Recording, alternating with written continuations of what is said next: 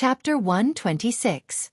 Standing at the intersection of darkness and light, the two true monarchs' faces seemed to flicker between bright and dark, looking somewhat uncertain. They exchanged a few simple words, and then did not speak again. After a while, perfected Lord Tianlan slowly walked forward into the darkness. Looking at his broad back, Hakushin Jinkuan stared silently for a while before following him. Everything was very quiet, even when they stood in front of the huge stone door. The darkness was like a tidal wave, like a vast ocean. It seemed to drown the two of them, and they even felt like they were standing in the depths of the ocean. The silence seemed to have reached an extreme. Then, an extremely faint voice suddenly floated over from the depths of the darkness. It was illusory, but it also seemed ancient. It was so light and long that it was like a breeze blowing through the darkness. It sounded like thunder rolling through the darkness. Their robes fluttered despite the lack of wind. The voice and the strange breeze quietly passed by, reverberating and fluttering. It gradually became clearer, but it was coming from behind the huge stone door. It was as if a long slumber had occurred. An unimaginable existence in the darkness was breathing peacefully. Perfected Lord Tianlan turned to look at Hakushin Jinkuan. Bai Chen nodded slightly. A moment later, Tianlan reached out and pressed his hand on the huge stone door. A deep voice suddenly sounded from beneath the stone door. It sounded like the call of a devil, but also like the tremors of the earth. Bit by bit, the door slowly opened. Darkness assaulted them. It surged like a raging tide. The strange light barrier lit up around the two of them at the same time. Instantly, lightning flashed and thunder rumbled. It was as if countless terrifying forces had collided with the light barrier at the same time, emitting terrifying screeches. The distorted lightning emitted a bright light that illuminated their faces. One could see their solemn expressions as if they were facing a great enemy. After a while, the lightning slowly calmed down, and the surrounding darkness fell silent. However, behind the stone door, the incomparably deep darkness that seemed to be devoid of any light still existed there quietly. The two of them walked forward into the depths of the darkness. The huge stone door rumbled and slowly closed behind them, shutting off the endless darkness and isolating it from the world. Although 100 Herb Hall had suffered quite a bit of damage in the earthquake, the hall's remedial work was still very effective and swift. About 10 days later, all the potholes and mounds in the flowing fragrance garden, including the damaged high walls and fences, had been completely repaired. The spiritual fields had been tidied up once again. The precious spiritual herbs that had escaped the disaster continued to be carefully nurtured, while the unlucky spiritual herbs that had died or went missing were replanted with new spiritual seeds. Everything seemed to be on the right track again, and the days returned to their former calm and regular routine. It was the same for Lu Chen. He was given a new spiritual plant and started to cultivate it diligently like before.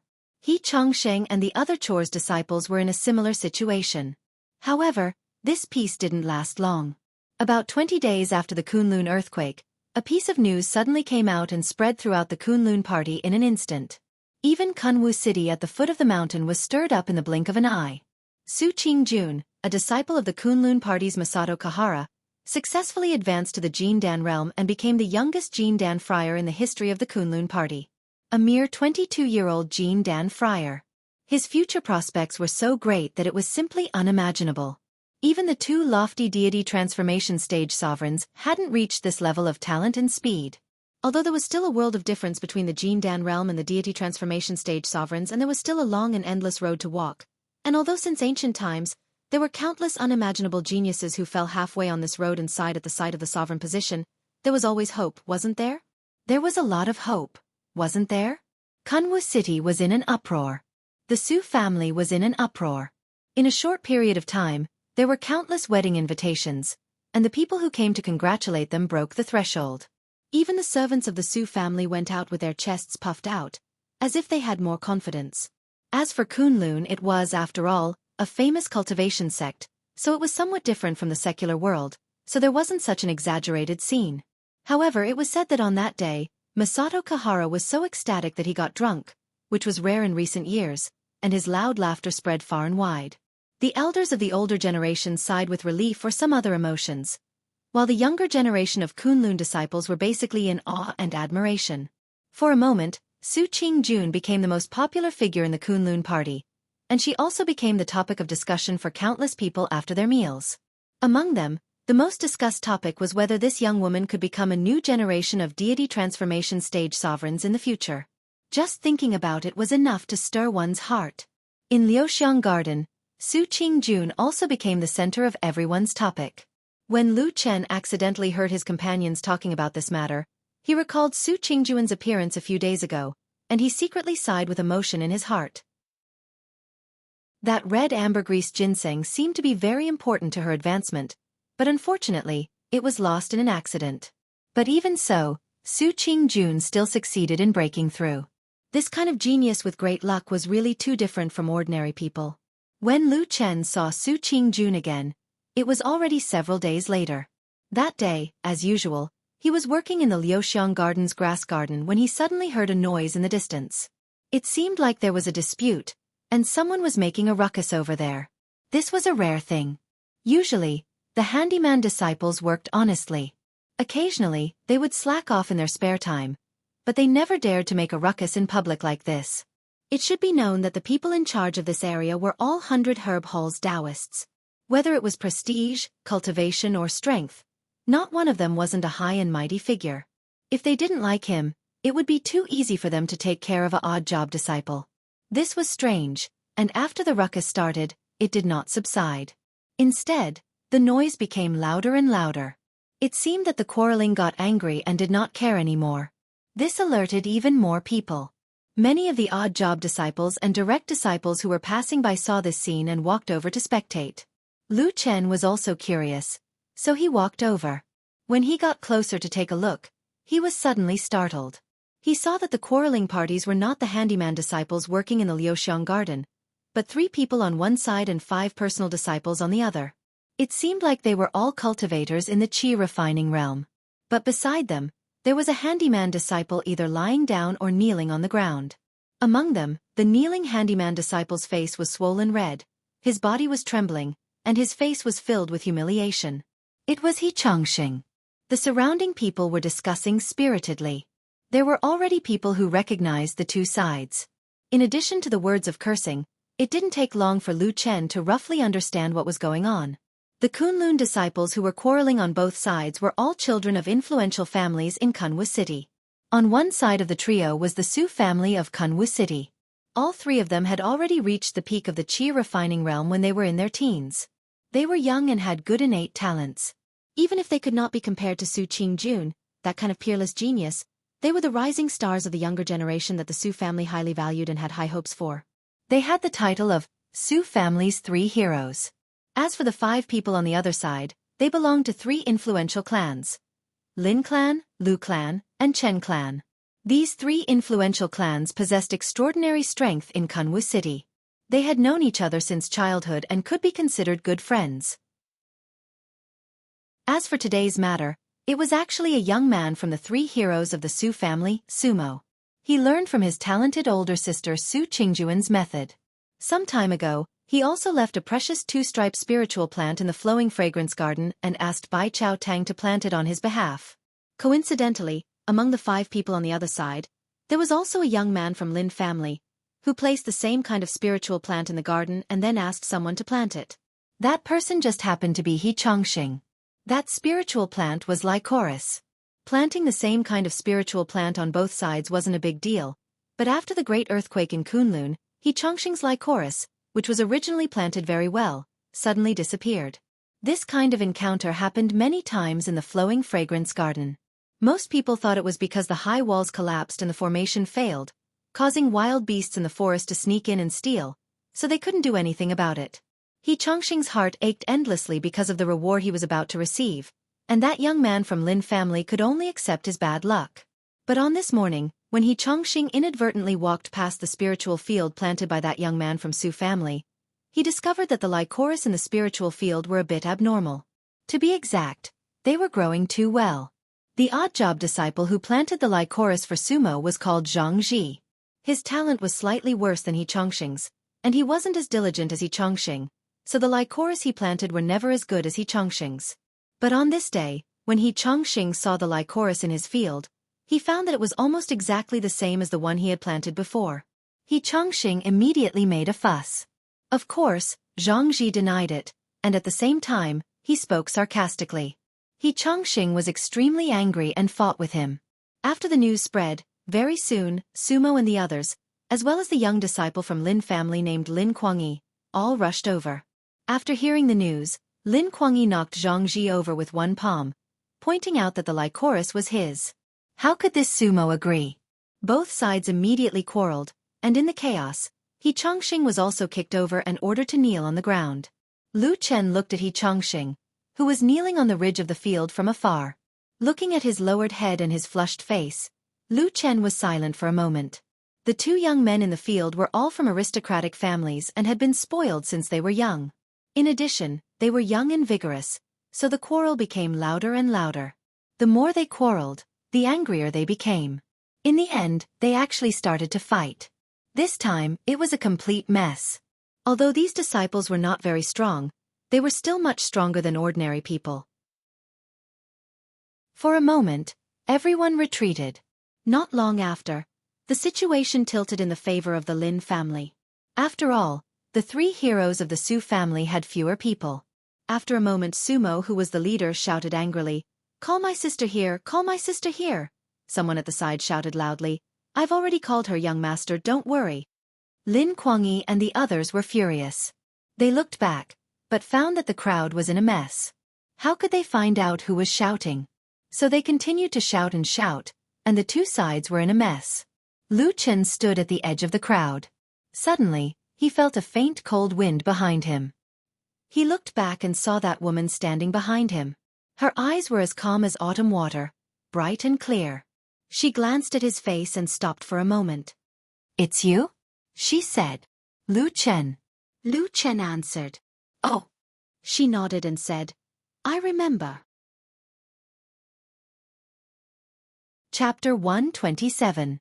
Lu Chen smiled and said, "Senior Marshal Sister, you have a good memory." Su Qingjun glanced at him. She didn't feel shy, but she seemed a bit embarrassed that she forgot the name of the person in front of her. At the same time, a series of shouts came from behind the crowd. Lu Chen coughed. For some reason, he recalled He Chongqing's humiliated appearance just now. He originally wanted to step aside, but he stopped and smiled at Su Qingjun. "Right, I forgot to congratulate Senior Marshal Sister for advancing your cultivation and attaining the Jin Dan Great Path." Su Qingjun nodded with an indifferent expression. It seemed she had heard such words too many times recently and was numb to it. However, the shouts in front of her piqued her interest. She glanced in that direction. At this time Lu Chen said, "I'm ashamed to say this. Back then, you said that the red ambergris ginseng would be very useful for breaking the realm, so I also carefully cultivated it. Unfortunately, that kind of accident happened. I'm really sorry." Su Qingjun was startled for a moment, then she shook her head and said, "This can't be blamed on you. The earthquake is a natural disaster, and the wild beasts can't help but steal it. It's the will of the heavens." Lu Chen thought that the black dog was nothing but a fart of heaven's will. However, at this moment, he had the intention of delaying it so that the youngsters of the Su clan could be taught a lesson. He revealed a guilty expression and sighed, saying, "Even so. Sigh, let's not talk about it. Fortunately, Shiji Su, your talent is outstanding. Even without the red ambergris ginseng, you were still able to break through to the Jin Dan realm. Congratulations." Su Qingjun said, "No, I still used the red ambergris ginseng." Lu Chen was stunned. "What? But the red ambergris ginseng is gone, you." Su Qingjun said, "Oh, that's just a small matter. Although the red ambergris ginseng is precious and rare, it's not to the point of being unique. Before I broke through, I sent someone to the biggest shop in Kunwu City and bought 2 stalks. Their age and medicinal effects are better than the previous one." "How much?" 22,000 spirit stones. Lu Chen stared fixedly at Su Qingjun. He saw that her expression was calm, as if this was only natural. After a while, he smiled bitterly and nodded. "Congratulations. Congratulations." Su Qingjun politely nodded to him and said, "Thank you." Lu Chen took a step back and stood to the side, allowing Su Qingjun to walk past. Then he looked into the distance, but all he could see were the mountains rising and falling, the sky high and the earth high. After a while, he suddenly cursed in a low voice. F***ck them.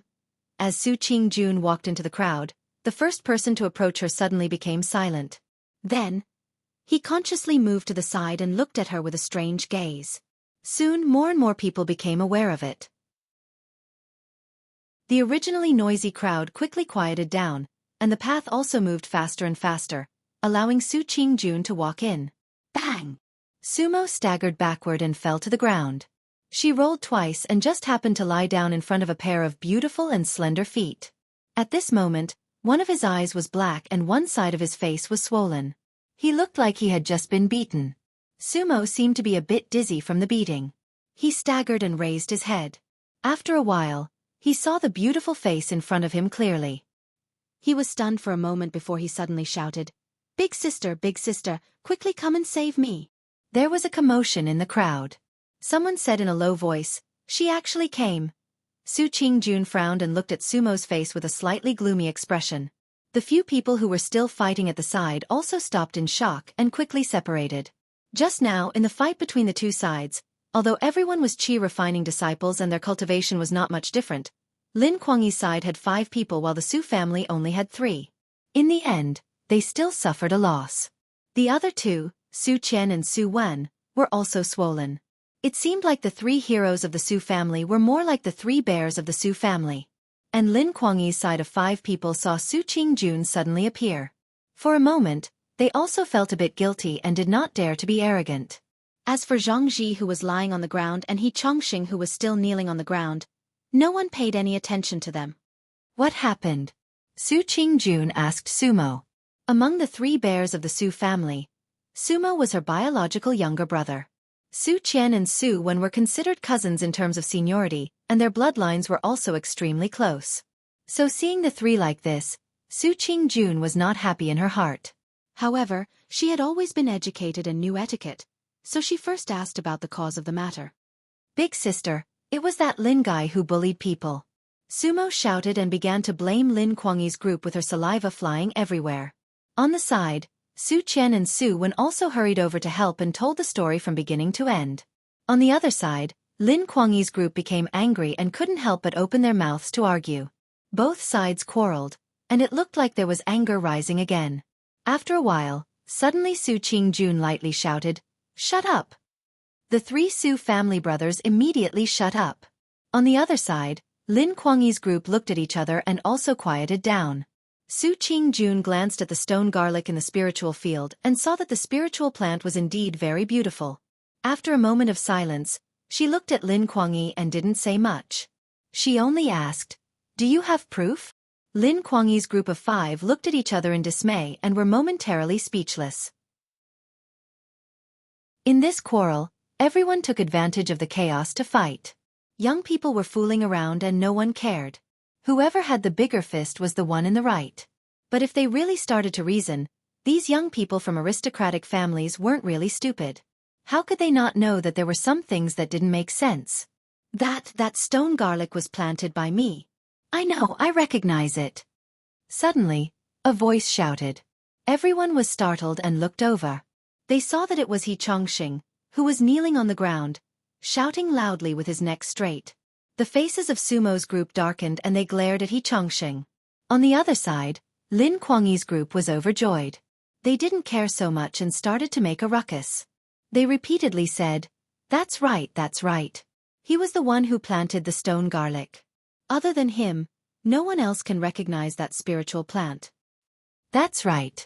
In this grass garden, this person is the best at planting stone garlic. If he says there's a problem, then there must be a problem. All kinds of discussions surged. Su Qingjun slightly frowned and glanced at He Chongxing. And behind the crowd, Lu Chen also looked over from afar. He didn't say anything and only shook his head slightly. You mean that stone garlic is the one you originally planted? As soon as Su Qingjun said this, the surroundings became quiet. Even Lin Kuangyi's group didn't say anything. This kind of quiet atmosphere made He Chongxing a little nervous. At the same time, he looked at Su Qingjuan's exceptionally beautiful face. His breathing seemed to become a little hurried. After a while he finally said, "Yes, I planted it." "Do you have proof?" Su Qingjun asked. He Chongxing was startled and loudly said, That was planted by me. I recognize it, I recognize it. The surrounding crowd was silent. At this moment, many people seemed to have thought of something, but no one spoke. Su Qingjun shook her head. Her tone was still calm, but the meaning in her words was very clear. This won't do. You need proof. You can't say that something is yours and then it must be yours, right? She pondered for a moment and said, material evidence or witness is fine. You can choose any one. As long as it makes sense, I will let second brother return the stone garlic to you. As she said this, she looked at Lin Kuangyi and said, Junior brother Lin, do you think it's okay for me to deal with it like this? Lin Kuangyi smiled bitterly and said, okay. With Jean Dan Fryer standing there, and one with a bright future, he dared to say no. Moreover, Su Qingjuan's words from the beginning to the end were reasonable. He couldn't say anything more. Proof? When everyone's eyes focused on He Chongqing's face, he was confused and murmured, material evidence. Witness? This. But it was really planted by me. The crowd was silent. The Su family was looking at him. The Lin family was looking at him. Everyone was looking at him. It was as if the heavens and earth were looking at him. He knelt in the crowd, but it was as if he was outside of the cold world. After a long time, Su Qingjun didn't say anything. Instead, Sumo, who was standing beside her, sneered and said, Hey, that guy, do you have proof or not? Quickly say it. He Chongqing's face turned red. He stammered, material evidence? Where is the material evidence? You don't believe my words? Witness. Yes, witness. He suddenly jumped up, looking wild with joy. He loudly said, When I planted the stone garlic, many people saw it. You, right? You all saw me planting the stone garlic, right? Didn't I plant it very well? Didn't I plant the best stone garlic in the fragrance garden? What do you think? There was a slight commotion in the crowd, but it quickly quieted down. No one spoke, and no one whispered. When he pointed at others, especially the odd job disciples with the same status as him, those people quietly avoided him or remained silent. He Chongqing was stunned. His face was ashen, as if he couldn't believe his eyes. But at this moment, his eyes suddenly lit up, as if he saw something. After a moment of hesitation, he suddenly shouted and rushed over. The crowd moved aside. Su Qingjun and the others also looked at his actions. He Chongqing rushed into the crowd and stopped in front of Lu Chen, whose face had changed slightly. Then they saw him laughing loudly. He grabbed Lu Chen's hand and dragged him into the field. Then, he hugged Lu Chen's hand tightly and looked at Lu Chen with eyes full of expectation. With a slightly trembling voice, as if he was entrusting his life's hope, he said, Lu Chen, you are the best friend of mine and we talk the most. Tell me you can testify for me. That stone garlic, is it mine or not? In a moment, everyone's eyes fell on Lu Chen, including Su Qingjun, who also looked at him with a slightly surprised expression. Beside her, the 3 brothers of the Su family and the 5 people of the Lin family also looked at this lowly odd-job disciple with complicated expressions. Lu Chen expressionlessly looked around, and then turned his head, quietly looking at He Chongqing. That man was looking at him with eyes full of gratitude and hope, as if he was grasping at a life-saving straw. He tried his best to show a trace of a smile, and then softly said, Lu Chen, help me, tell me. Chapter 128. The cold mountain breeze blew from afar, ruffling people's clothes, making them feel a trace of coldness. 2 figures slowly walked over from afar, one old and one young, with white hair and black hair. The old one was Melaleuca japonica, and the young girl was Xian. They looked over from afar.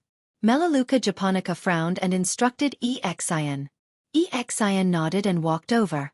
In the crowd, under everyone's gaze, Lu Chen did not speak for a while. He Chongqing urged him, Lu Chen, say it. Didn't you come to my place many times before? Didn't you always see the stone garlic I planted? At this time, Su Qingjun suddenly took a step forward, looked at Lu Chen, and said, Lu Chen, do you really know this person? Lu Chen was silent for a moment, nodded, and said, Yes, his name is He Chongqing. Like me, he is a part-time disciple who joined the sect this year. I know him. Su Qingjun looked back at Sumo, who was beside her. Sumo smiled at her sister, but there seemed to be a trace of reluctance in her smile. Su Qingjuan's eyes glimmered. It was as if a gust of wind had blown across the surface of a calm lake, causing some ripples to appear. After a moment, she turned back to look at Lu Chen, and said calmly, "You and I have not known each other for long, but when you helped me cultivate the red ambergris, you should also be a trustworthy person. Say it, if you can really prove that it is him, I will believe you." Lu Chen's gaze was slightly lowered, and the corner of his mouth slightly pursed. He seemed to be smiling, but not smiling, and seemed to be angry, but not angry. It was unknown what exactly he was feeling at this moment. At the same time, the surrounding crowd was in an uproar. When they looked at Lu Chen again, their gazes were different. He Chongqing was overjoyed. Grinning from ear to ear, he grabbed Lu Chen's arm and shouted, "Tell me, tell me, tell me! That's my stone garlic." Lu Chen narrowed his eyes. After a moment, he raised his head and looked forward. Ignoring He Chongqing, he looked at Su Qingjun indifferently, then looked at Sumo and the other two beside her, as well as Lin Kuangyi and the others on the other side, and said, "What do you want me to say?" "Just ask." Su Qingjun pondered for a moment before asking, "Among the odd job disciples in the flowing fragrance garden, is this person the best at growing stone garlic?" "Yes." Lu Chen replied straightforwardly. He Chongqing laughed heartily. Su Qingjun frowned slightly, then nodded, while the Su and Lin people on the other side had different expressions. But very quickly, Su Qian of the three Su family suddenly took a step forward and said, "Can I ask you a few words?" Lu Chen said, "Of course you can, please ask." Su Qian glanced at He Chongqing who was standing beside Lu Chen and said, "Since you are familiar with He Chongqing, do you know this Zhangji?" As he said this, he pointed at the odd job disciple who was still unconscious on the ground. Lu Chen said, "I know him, but I don't usually interact with him, so I am not familiar with him." Su Qian's eyes lit up. "You are not familiar with Zhangji?" "Not familiar. That is to say, you rarely come to Zhangji's land." "Almost never." Su Qian clapped his hands and said, "Then have you seen the stone garlic that Zhangji planted?" Lu Chen was silent for a moment. After a while he said indifferently, "I don't have any impression of it. I should have never paid attention to it." Su Qian laughed, looked around, and then said with a slightly complacent expression, "Then let me ask you one last time. Are you absolutely certain that this stone garlic in front of you is not the one that Zhangji planted himself?" Lu Chen was silent again. This time, everyone around him seemed to hold their breath. He Chongqing was a little nervous, staring closely at Lu Chen. Lu Chen lowered his eyes, as if he was carefully thinking, but also as if he was comparing in his heart. After a while he raised his head, looked at everyone in front of him, and then said expressionlessly, "No, I can't be sure." Boom! The surrounding crowd suddenly seemed to explode, the sound waves rolling over. Everyone showed all kinds of different expressions. And in the field, Lin Kuangyi and the others looked at each other, revealing a bitter smile, as if they had already expected this result. And the three Su family brothers were happy. Only Su Qingjuan's face seemed to show a subtle and strange expression, looking deeply at Lu Chen. You! A hoarse shout with disbelief and anger came from beside Lu Chen. Suddenly, a pair of hands rushed over and fiercely pushed Lu Chen, causing him to stagger back a few steps and fall to the ground. It was He Chongqing. His face looked a little twisted, his eyes bloodshot. He looked fiercely at Lu Chen, as if the last hope in his life had been shattered by Lu Chen. "You are not human." He roared and shouted at Lu Chen. "How dare you say that? You clearly know that the stone garlic is mine." Lu Chen silently stood up, looking at He Chongqing. That gaze was as indifferent as the mountain wind blowing, almost without any emotion, no fear, no sympathy. Deep in his eyes, the gaze was as deep as the sea, reflecting only a silent darkness. "I am just speaking the truth," Lu Chen said indifferently. "What truth? What you said is bullshit." He Chongqing was still shouting, he seemed to have lost control, his emotions were collapsing, even tears were flowing down his face, pointing at Lu Chen, then pointing at everyone around, roaring, "You are all like this, you don't believe me obviously I am a good person." He screamed loudly, suddenly turned around and ran away, rushing out of the crowd, disappearing in the blink of an eye. When he had just rushed out, the Su family brother seemed unwilling to let him go, wanting to stop him, But Su Qingjun coldly glanced at them, in addition to He Chongqing's frenzied expression, like a madman, so the Su family brothers gave up. At the side, Lin Kuangyi and a few others discussed in low voices. Then, he walked to Su Qingjuan's side and smiled apologetically. Senior Sister Su, we were indeed in the wrong today.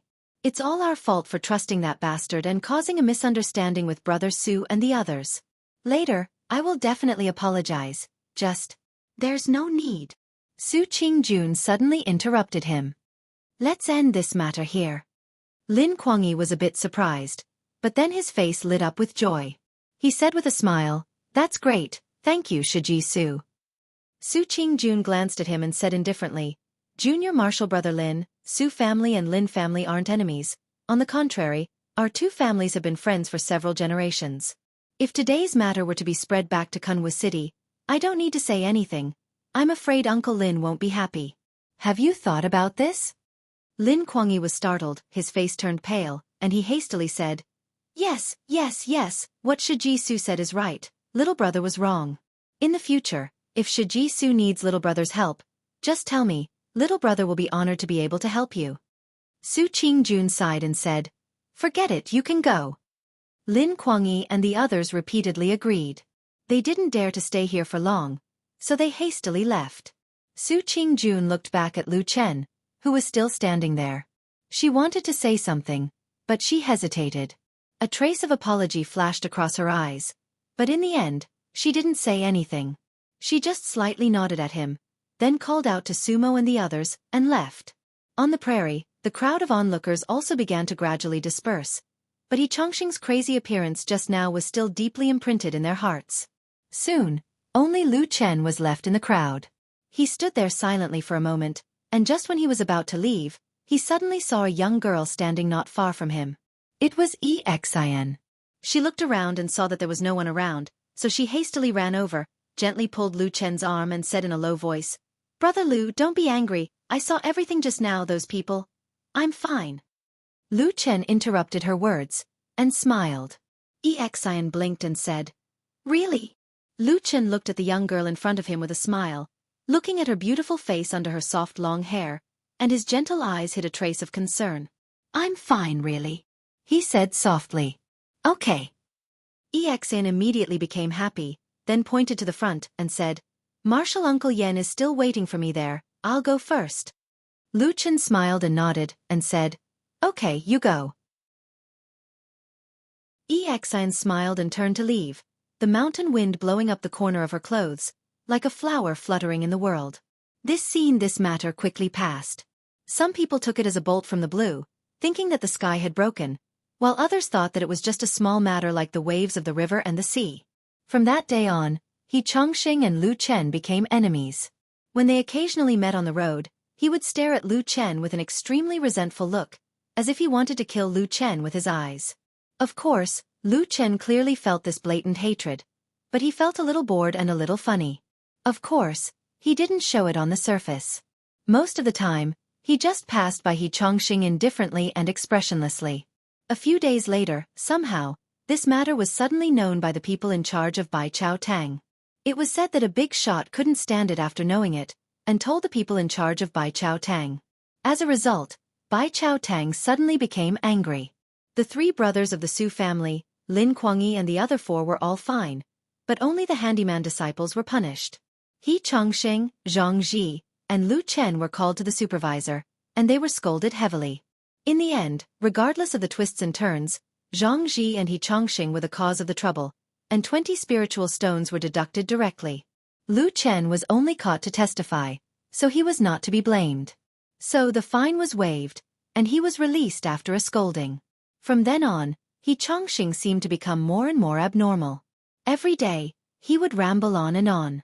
Some people even saw him sharpening a sharp blade and carrying it with him. It was as if he was about to go crazy. And according to people living near him these days, He Chongqing said the most, I'll kill you, I'll kill you. Chapter 129. This morning, Lu Chen took Atsu out. As usual, in order to ensure the safety of all kinds of precious herbs in the herb garden, no birds or beasts were allowed to enter the garden. Therefore, Atsu never went there with Lu Chen. Basically, they parted ways as soon as they left the garden. Lu Chen went to the herb garden to work, while Atsu ran out to play for a day. It took care of its own food and drinks, and only came back when it was dark. This method of letting go was, of course, less troublesome for Lu Chen, but Exin often nagged about it. She was always worried that something would happen to Atsu when it wandered outside alone. However, Lu Chen did not care about her worry and ignored it. Atsu seemed to like this kind of life very much. It ran out to play all day and seemed to be very comfortable and happy. Therefore, in the end, Exin could only accept this fact. At most, when she occasionally came to visit Atsu, she would secretly bring it some of its favorite meat bones. At the door of the house, Atsu turned around and called out to Lu Chen as a greeting. Then, it ran away like a wisp of smoke. No one knew where it went to play today. Recently, Atsu seemed to like to go out, but no one knew where it went. Lu Chen was too lazy to care about it and walked all the way to the fragrance garden. After entering the herb garden and coming to the spiritual field, Lu Chen began his day's work in the breeze with a fragrant smell. However, this day did not seem to be lonely, because he had only worked for a while when Exin appeared with a smile on her face beside his spiritual field. She waved at him and said with a smile, "Brother Lu, good morning." Lu Chen patted the soil on his hands, walked to the edge of the field and sat down. He smiled at Exin and said, "I say, you are too idle. I only see you wandering around all day." Exin glared at him and said, "What do you mean?" Lu Chen said, "I remember you are at the Rock Mountain. Why do I see you at the fragrance garden every day these days? Aren't you slacking off?" Exin chuckled and revealed a proud expression. She said, "You don't understand. Martial Aunt Yen Luo has recently been transferred to Flowing Fragrance Garden to manage things here. She brought me here too." "Oh, no wonder." Lu Chen nodded and said with a smile, "It seems that Martial Aunt Yen likes you very much." "Of course, who doesn't like this lady?" Exin playfully stuck out her tongue. Just as she was about to say something, her expression suddenly froze. The joke she was about to say was stuck in her mouth. Her eyes looked behind Lu Chen as if she had seen something surprising. For a moment, she couldn't say anything. Lu Chen was slightly surprised and turned his head to look. He frowned slightly. He saw that a few dozen feet behind him, He Chongqing was walking past. His pace was not fast, but his eyes were fiercely staring in Lu Chen's direction. Perhaps because he did not sleep well last night, He Chongqing's eyes were a little bloodshot. His gaze was full of resentment. He looked at Lu Chen as if he had seen his father's murderer or his mortal enemy. He could only be described as gnashing his teeth. Exin couldn't help but feel a chill run down her spine when he occasionally glanced at the people around Lu Chen with a look of disgust and hatred. Lu Chen stood up expressionlessly and took a step forward to stand in front of Exin, blocking He Chongqing's gaze for her. At the same time, he stared coldly into He Chongqing's eyes. His gaze met He Chongqing's without the slightest intention of backing down. He Chongqing seemed to become more and more angry when Lu Chen looked at him like this. His chest rose and fell rapidly, and his face revealed an indescribable anger. It was as if he could not believe that Lu Chen dared to look him in the eye without the slightest bit of guilt or shame.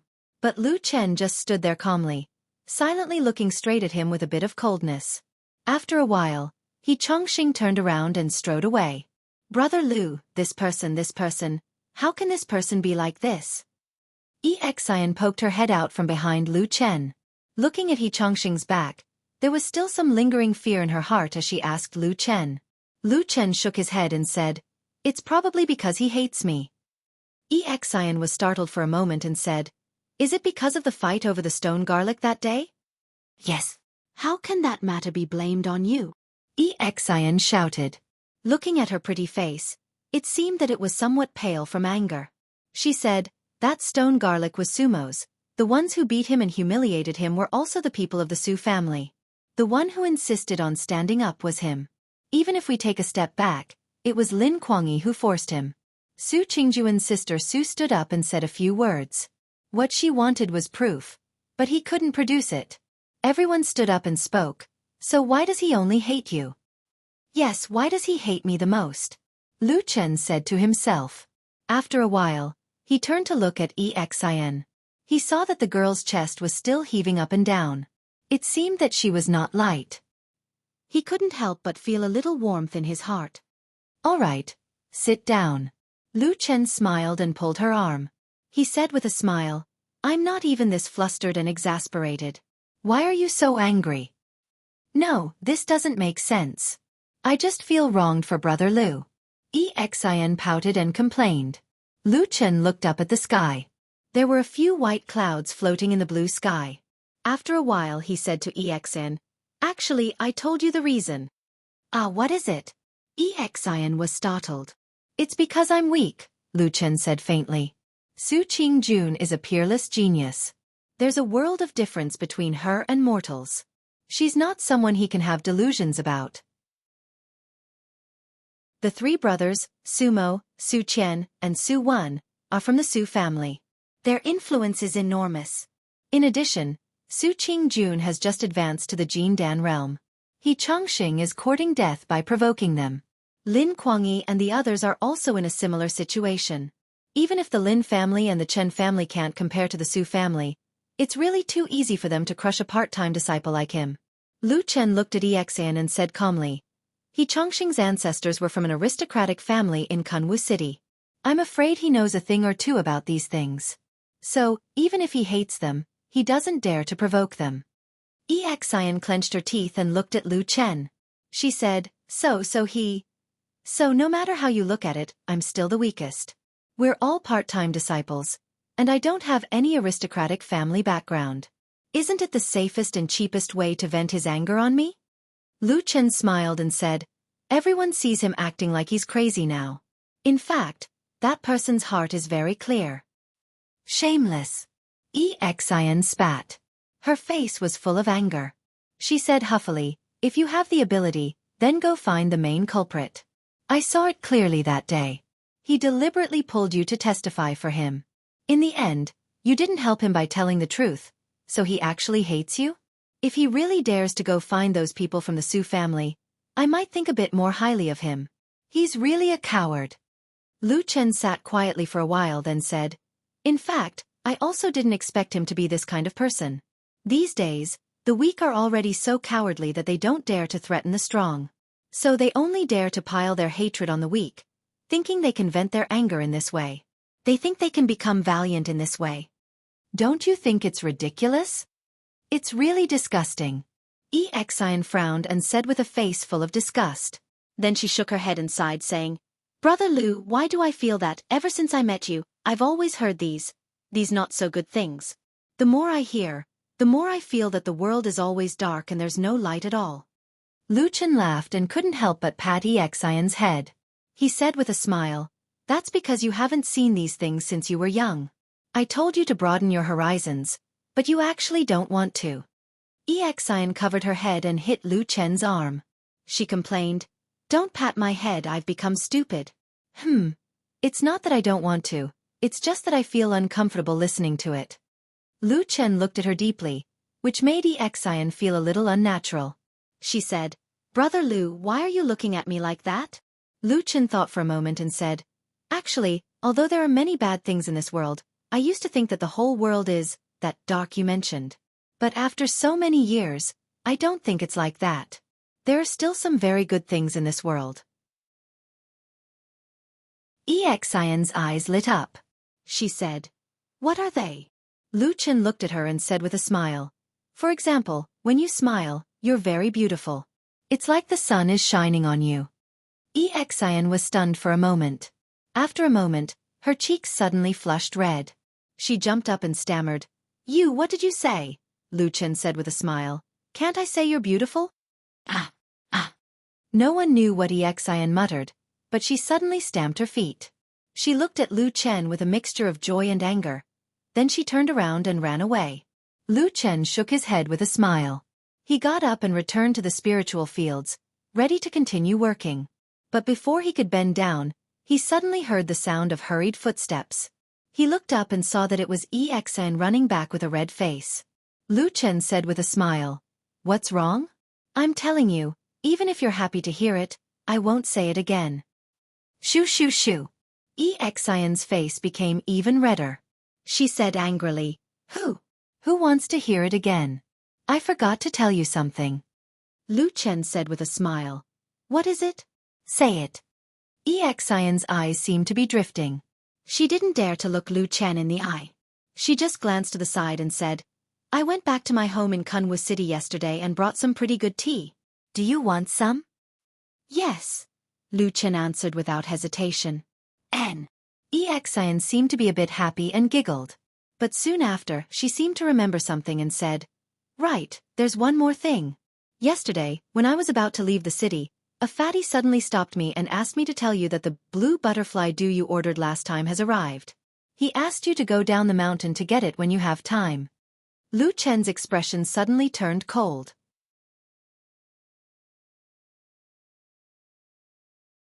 Chapter 130. Brother Lu, what is blue butterfly dew? Exian looked at Lu Chen and asked in confusion, I've never heard of it before. Is it a rare mystical material? Lu Chen's pupils shrank slightly. After a moment, he took a deep breath and his expression returned to normal. He smiled and said, Oh, that's not a mystical material. It's just a kind of fine wine. It's not worth much. It's wine. Exian shrugged. It was obvious that she had no interest in things like wine. She bid farewell to Lu Chen and turned to leave. However, at this moment, Lu Chen called out to her. Exian said, Brother Lu, is there anything else? Lu Chen was silent for a moment and said, Exian, you have to be careful in your daily life. Don't trust others too easily. Exian was a little surprised and said, Brother Lu, what do you mean? Is there something wrong with the person who asked me to pass on the message? That's not it.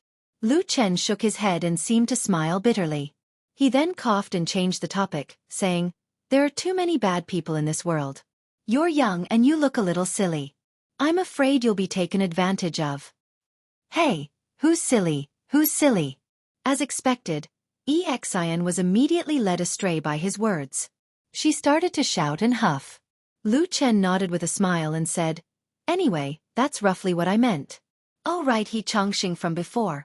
Stay away from him if you don't have anything to do. If he really attacks me like a mad dog and injures you by accident, it'll be terrible.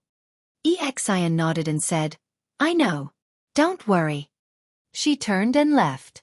Her footsteps were light, and she seemed to be in a good mood.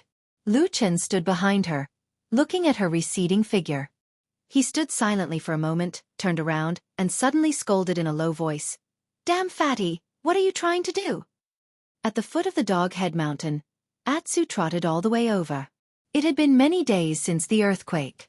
Many of the celestial birds and beasts that had fled here on that day had unknowingly returned, and once again occupied their orderly positions on the strange mountain top. When Atsu walked over, many animals saw him. The birds chirped, the ferocious beasts roared, and an ostrich accidentally kicked Atsu's butt as it passed by. There were even more exotic beasts who remembered how pathetic Atsu looked when he was thrown off the mountain peak. They all looked at Atsu with disdain and schadenfreude as he carefully walked up Dog Head Mountain. The huge figure was still shrouding the top of the mountain. Rhinoceroses, fierce tigers, lions, giant elephants, and red-crowned cranes danced in the air. There were even more exotic birds and beasts that Atsu had never seen or heard of before. It was unknown how so many of them had gathered in Kunlun Mountain. Among them, there were quite a few ferocious beasts. When Atsu passed through their territory, they either provoked, obstructed, or intimidated him, causing Atsu to look back at every step, for fear that he would accidentally become food in the stomachs of others. With great difficulty, Atsu slowly climbed to the top of the Dog Head Mountain. The journey was really exhausting. Atsu was so tired that he was half hanging out his tongue and panting. After resting for a while, he looked back and saw a huge oxen lying on the top of the mountain. Its eyes were half closed, as if it was dozing off. Atsu waited for a moment, and then he started to stride towards the green ox. At the same time, the entire mountain was deathly silent. The gazes of countless immortal beasts were looking towards the peak of the mountain, and they were waiting for the next shadow to be tossed down. Atsu wagged its tail and slowly walked to the side of Oxen, which was like a small mountain. It still seemed to be a little cautious, and in the silent atmosphere of the mountain, it seemed to be a little nervous. Woof! Atsu's bark was a little low, and there was some hesitation in it. It was more like a question. At this moment, a black figure suddenly swept across the sky. It was the thick and abnormally agile tail of oxen. Immediately, all the beasts on the dog-head mountain became excited. Lions and tigers raised their heads, and celestial birds spread their wings. All of them widened their eyes and stared at the top of the mountain. After a while, the tail gently fell and stroked the soft fur on the back of the black dog in front of Oxen. It patted it and then retracted it. Oxen opened and closed its eyes, and then yawned. All the beasts on the mountain were dumbfounded. Atsu was stunned for a while, then suddenly jumped up and ran to the top of the mountain. It shook its body fiercely at all the beasts on the bottom of the dog-head mountain, and then cried out in joy, "Woof, woof, woof, woof! Woof, woof, woof!" Everyone on the top of the mountain was silent. Only the mountain breeze blew past, and the black dog stood on the top of the mountain, looking particularly awe-inspiring. At noon, Lu Chen found an excuse to go down the mountain and went to Kunwu City. Passing through the bustling long street, he seemed to turn a blind eye to the liveliness around him and went straight to the city wall. However, this day, he didn't directly enter the city wall. Instead, he circled the street outside the alley twice and waited for another hour before he entered the alley and arrived at the Black Hill Pavilion that was completely deserted. The fat old Ma was lying on his beloved recliner drowsily. When he heard footsteps, he jumped up and said without opening his eyes, "Sir, look around. Our store has a lot of spiritual materials, and the price is cheap." "Oh, it's you." Lu Chen looked at him and said with a sneer, "It's me. Why do you look like you've seen a ghost?" Old Ma let out a big yawn and sighed. "I thought there was finally business coming to my door." Lu Chen spat and said, "Dream on. Since this store opened, how many business deals have you made? Tell me." Old Ma coughed and said with a stern expression, "Let's not talk about the past. We have to look forward. Besides, what's wrong with dreaming? What if it succeeds?" Lu Chen stretched out a finger and gestured at him. Then, his expression slightly darkened. He stared at old Ma and said, "Tell me clearly, why did you suddenly drag that little girl, Exn, into this?" Old Ma shrugged and said, "I have something urgent to talk to you about, but you just don't go down the mountain recently. Isn't there no other way?" Lu Chen said without any trace of politeness, "Nonsense. You are so well informed and have so many connections. You can investigate whoever you want in the Kunlun party. There are at least dozens of spies in the mountain. Who did you call to tell me that I can't do it? Why did you have to drag an innocent girl into this?" Old Ma looked at Lu Chen and said with a smile, "What's wrong?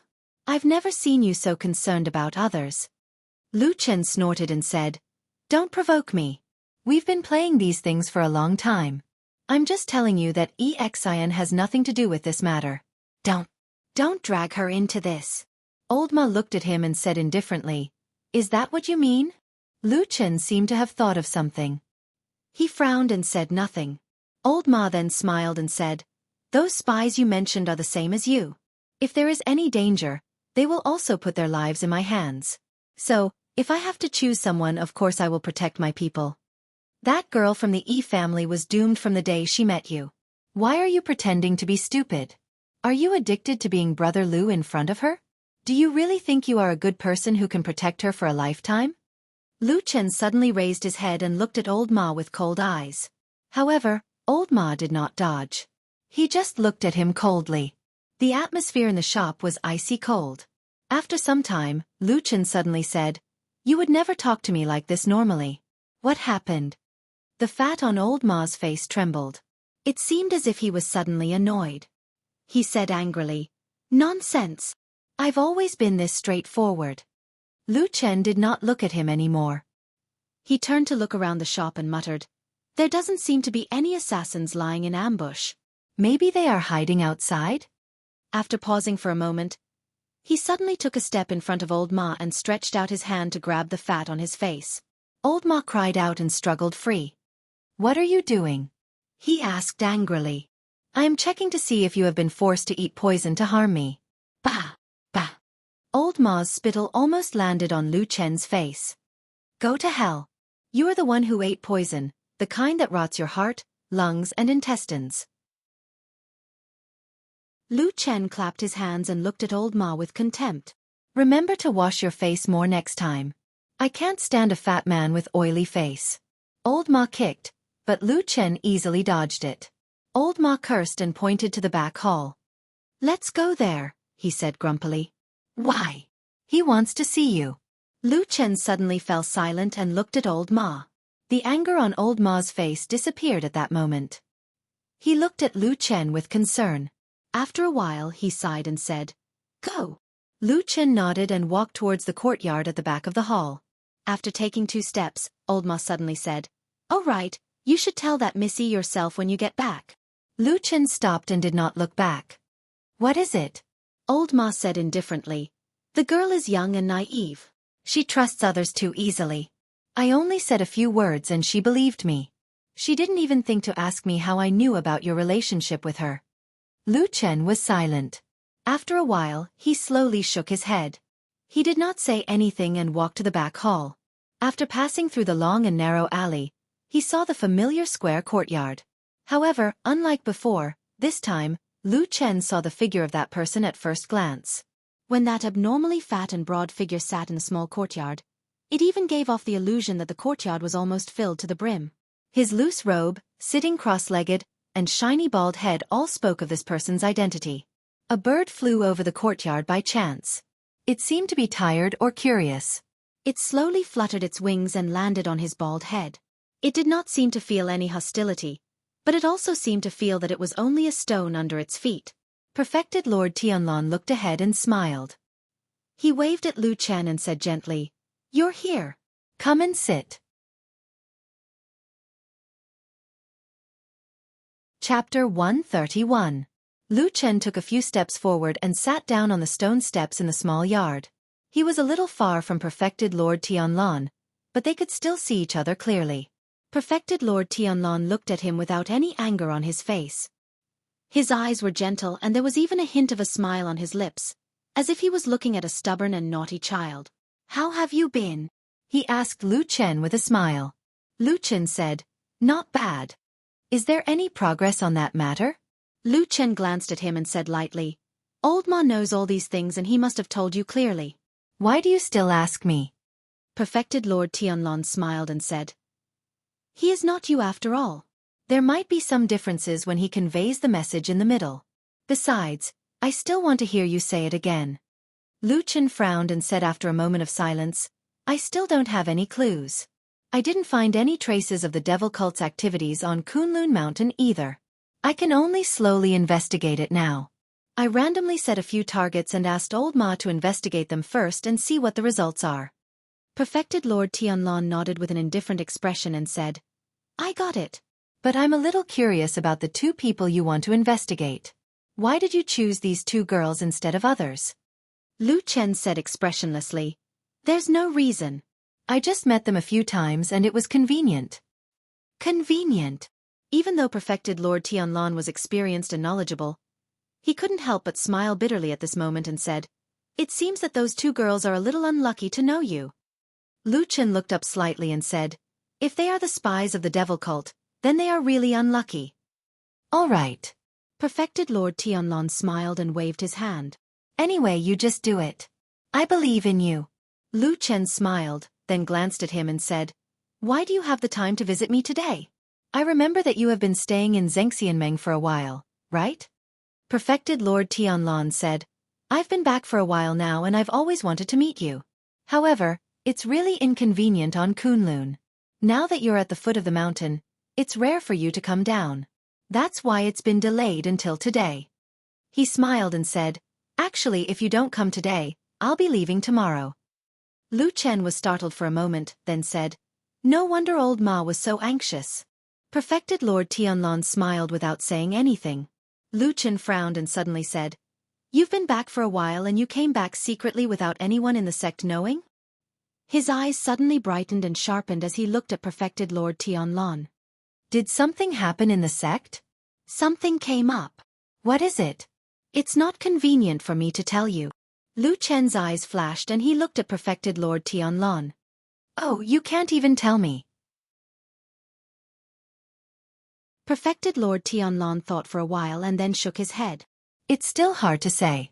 However, I might be able to tell you when you're done with this and I take you in as a disciple." Lu Chen looked at Perfected Lord Tianlong and the light in his eyes grew brighter. He suddenly stood up and said, "Seems like it's a big matter?" "Yes, it's a big matter. And it's a big secret of the Kunlun party." "I think so." Perfected Lord Tianlon smiled and said, "Why? Are you very curious and want to know?" "Yes." Lu Chen answered crisply. "What secret is there in the Kunlun party that the fiend cult coveted it so much that they even bet the fate of the entire sect on it? There must be something behind it. It might be helpful in finding the fiend cult spy. I want to know." Perfected Lord Tianlon was silent for a moment as though he was weighing the pros and cons in his heart. Then he smiled apologetically and said, "I'm sorry, I still can't tell you. However, I can tell you that only senior brother Bai Chen and I participated in that matter. I believe it has nothing to do with the fiend cult spy that you mentioned." Lu Chen's expression changed slightly. After a while, he shook his head slowly and said, "You two perfected lords are highly respected. It's naturally impossible for you to collude with the fiend cult." Perfected Lord Tianlon smiled without saying anything. He looked at Lu Chen and a dark light flickered in the depths of his eyes like gentle waves on the ocean. The bird chirped and didn't fly away even after a long time. It seemed to be reluctant to part with Perfected Lord Tianlon's huge bald head. It looked around and occasionally pecked at the shiny skull with its beak. However, Perfected Lord Tianlon looked calm as though he did not care about the bird at all and did not feel the pain at all. "Is there anything I can help with?" Perfected Lord Tianlon asked Lu Chen. Lu Chen asked, "You want to help me?" "Shouldn't I? I was the one who asked you to do this. If there's anything I can help with, I can also do something in passing. There are a few people. Help me kill them," Lu Chen said. Perfected Lord Tianlon said, "That's not very good, right?" After thinking for a while he said, "Are you sure that those people are suspected to be fiend cult spies?" "No, I just don't like them," Lu Chen said and then added, "Just like you." Perfected Lord Tianlon smiled bitterly and sighed. "I shouldn't have told you the truth back then." Lu Chen sneered. Perfected Lord Tianlon looked at him with gentle eyes that still seemed to be doting. However, after a while he suddenly said, "Little Lu, I realize that you're a little different from before." Lu Chen said, "What? You don't seem to be afraid of me anymore." Lu Chen sneered and said sarcastically, "Look at what you're saying, as if I've been afraid of you for so many years. Didn't I say the same thing to you a few years ago?" Perfected Lord Tianlon shook his head with a playful look in his eyes. He looked at Lu Chen and said, "That's not it. Back then, even though you were always joking around in front of me, you still had some respect for me. Come on, why would I be afraid of you? You're not afraid of me. You respected the word, Perfected Lord, deep in your heart. At that time, I could tell that you, like almost all the cultivators in the world, had an instinctive fear and admiration for the supreme position of Perfected Lord, this realm, and the strength that this title represents." Perfected Lord Tianlon smiled, but his eyes were unusually bright as he looked at Lu Chen. It was as if he could see through his body and see through his organs. That's the supreme realm that billions of cultivators can never reach in their entire lives. For thousands of years, everyone respected it. Everyone is the same. I can tell. Ha!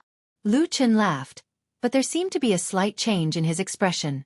Perfected Lord Tianlon looked at him and said slowly, "But when we met in the Barren Valley previously, I felt that something was wrong.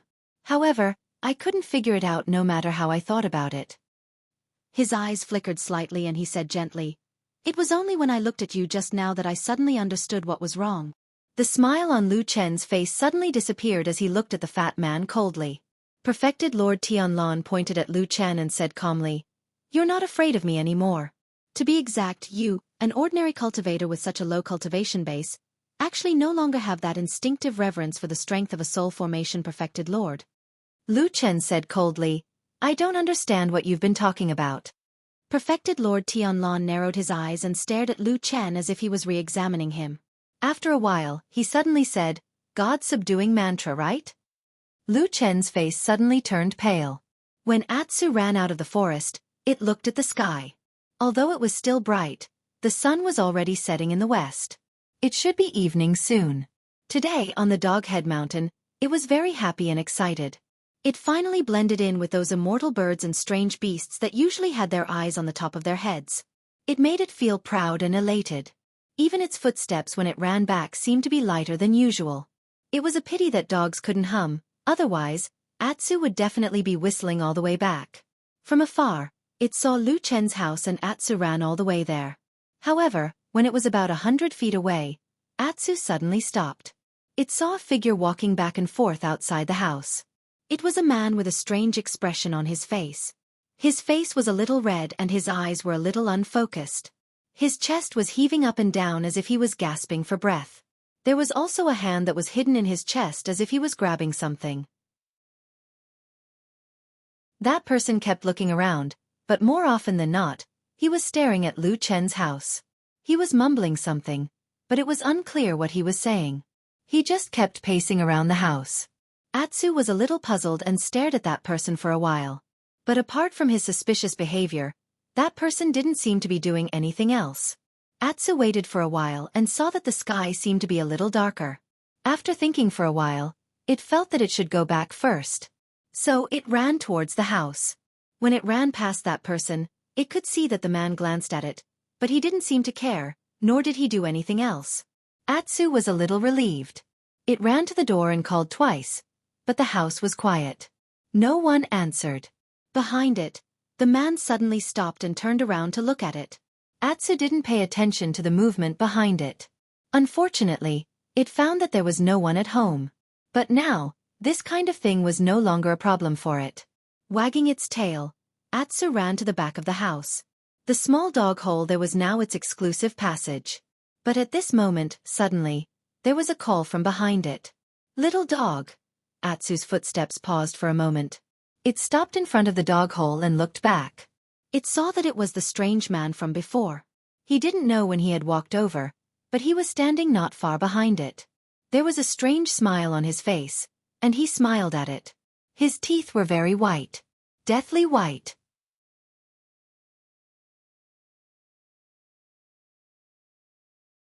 Chapter 132.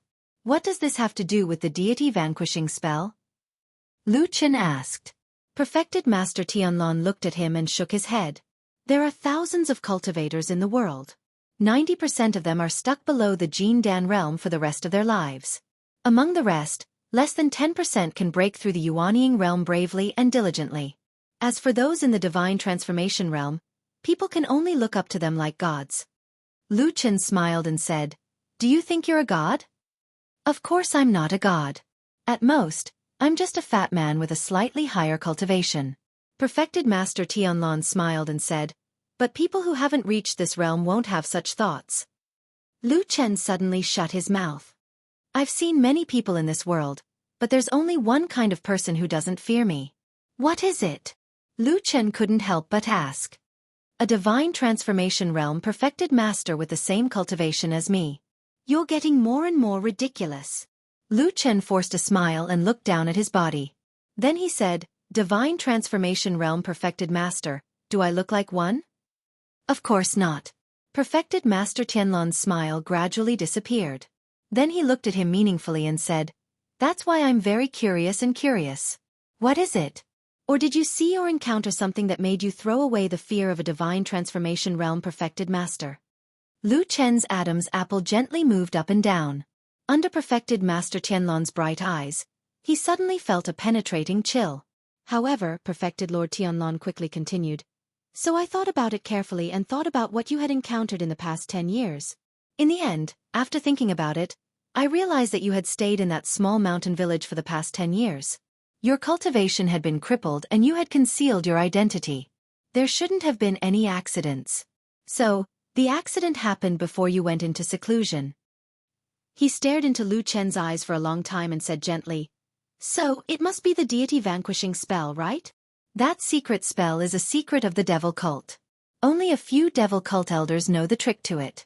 But according to what happened in the Battle of Barren Valley, and what you mentioned to me a few days ago, I think those people probably wanted to use a secret spell to open the sky and cross the boundary to attract the magnificent divine power to forcefully advance to the next level."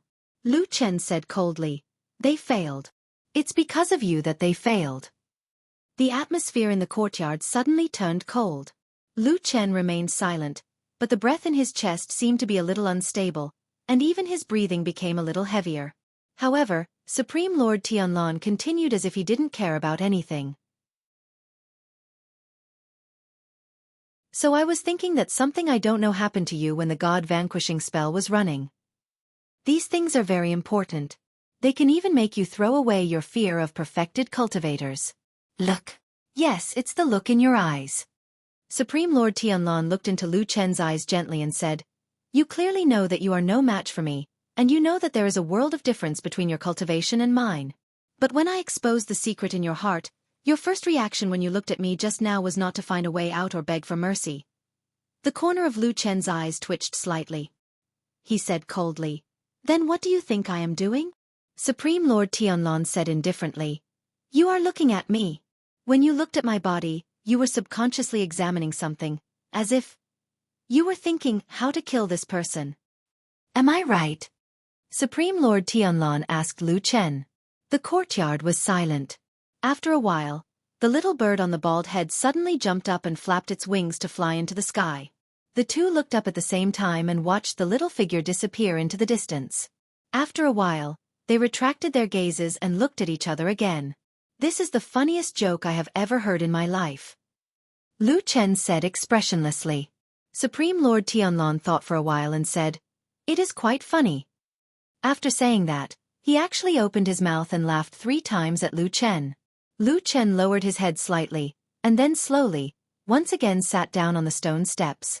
After a while he suddenly said, Damn Baldy, if you don't believe me in your heart, then I can't do this anymore. A cold breeze blew through the courtyard and seemed to blow the chill into the depths of one's heart. After a while, Supreme Lord Tianlan shook his head gently and said, Of course I still believe you, little Lu. Just like what I said to you in the Barren Valley, you are the only person in this world that I trust the most. Lu Chen raised his head and saw that the abnormally tall and sturdy fatty was staring at him with a gentle gaze. What I said just now wasn't to blame you, nor did I say that you really wanted to kill me. It's just that I really want to know what you saw when you cast the god-subduing incantation that suddenly made you have such a state of mind. All these years, you have never kept any secrets from me. I feel that I know everything about you. But now that something that I actually don't understand has suddenly happened, I really want to know. Supreme Lord Tianlan smiled and said, I think it's not that hard to say. Lu Chen sat where he was in silence. The surrounding light was faintly dim. After a while, he looked up at the sky and stood up. It's late. I have to return to the mountain. Supreme Lord Tianlan looked at him quietly. After a while, he nodded and said gently, Then go. I will return to the immortal city tomorrow. Be careful here in Kunlun Mountain. Lu Chen nodded at him and then turned to walk back to the passageway. Supreme Lord Tianlan seemed to sigh softly and closed his eyes. A dim light flickered in the depths of his eyes and a trace of complicated emotion seemed to flow through them. However, when Lu Chen walked to the entrance of the passageway, he suddenly stopped and did not look back. He just stood where he was and said calmly with an almost emotionless tone, If I say that I have already told you everything that happened when the god-subduing incantation happened back then, even the smallest details, will you believe me? Supreme Lord Tianlan opened his eyes and looked at the young man's back. After a while he said, I believe you. Lu Chen nodded and then walked out of the courtyard without saying another word. When the sky darkened, Lu Chen returned to his residence on Kunlun Mountain. He walked all the way, expressionlessly pushing open the door and turning back to lock it. When the wall and the door finally completely separated him from the outside world, he stood there quietly. He stood there for a long time. The light and shadow were quietly changing. Darkness gradually filled this place and his figure also merged into the shadows.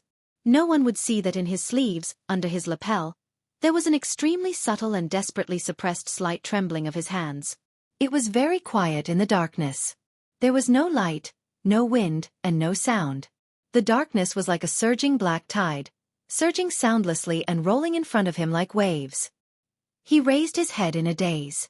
In the depths of his dark eyes, a black flame suddenly burned. That flame seemed to instantly bring him back to 10 years ago. Boom! That earth-shattering boom, that majestic pillar of light that pierced through the darkness, and that crack that tore through the sky.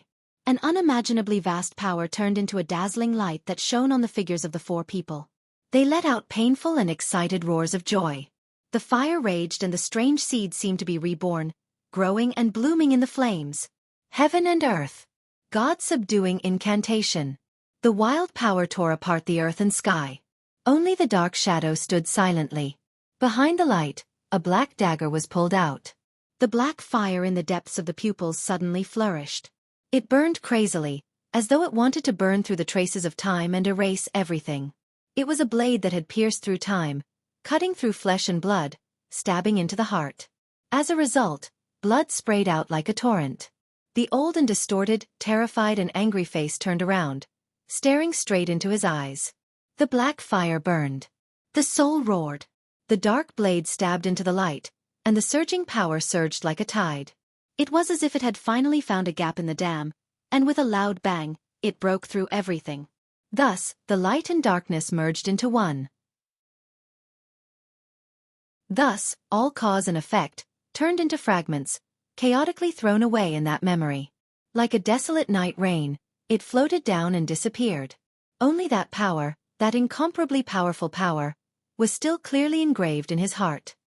He laid down on the cold ground in the darkness. Slowly, he opened his eyes again. It was as though he had woken up from the deepest and most difficult nightmare, painfully but firmly. He panted slightly. After a long time, when everything calmed down, he raised his right hand and quietly looked at the outline of the palm in the darkness. That hand had once held a sword, had once killed people, and had once felt that power that fell from the sky, in the blood and fire, light and darkness. The people of the world respected the heavens, respected the earth and respected the gods. That power was like the gods. The four figures in the intersecting light and shadow, at the last moment, seemed to be as powerful as the gods. The black fire burned in his eyes and slowly extinguished. Finally, everything returned to nothingness. Darkness filled the room. The surroundings were quiet. He lay there quietly. Suddenly, as though he had thought of something, he moved his head and slowly sat up. The surroundings were so quiet. It was as though he was the only person left in the world. At this time, Lu Chen suddenly realized that it had been a while since he had felt this lonely feeling. Every night that should have been a lonely night, every time he woke up in the darkness, he would hear a light and familiar breathing sound, and he would feel a warm and beating body. So it was because of it that he no longer felt lonely. In the darkness, Lu Chen sat for a moment. Then he looked around. The quiet darkness was as still as water.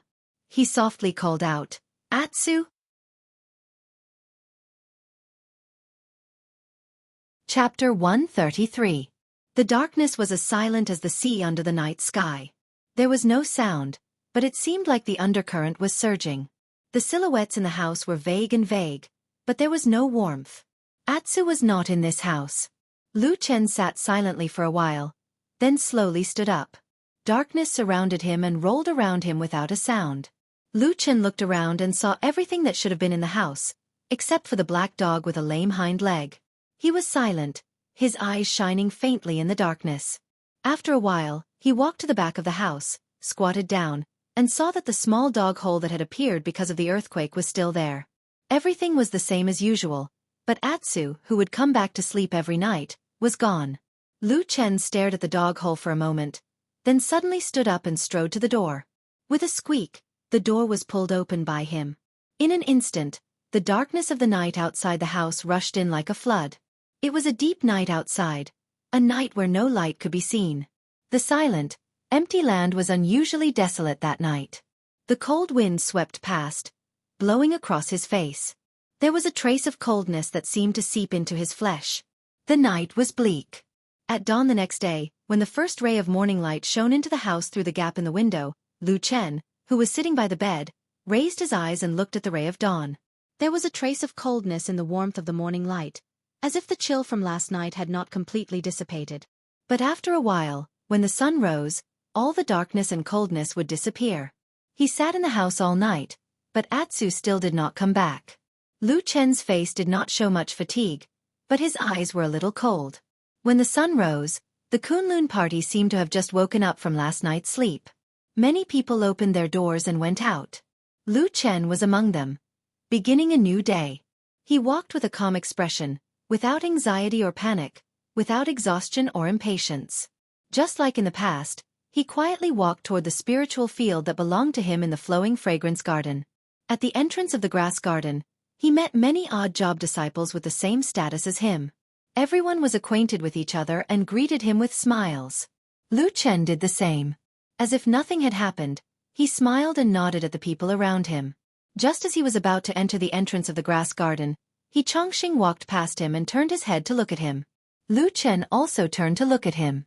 Their gazes met, and He Chongqing smiled.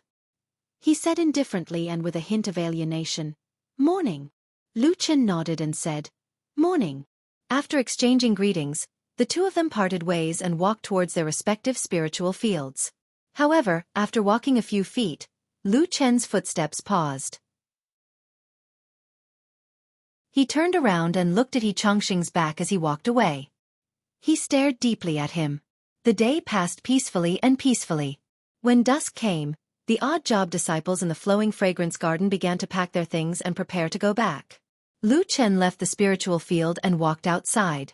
On the way home, intentionally or unintentionally, he took a longer detour and walked past the spiritual field that was newly assigned to He Chongqing.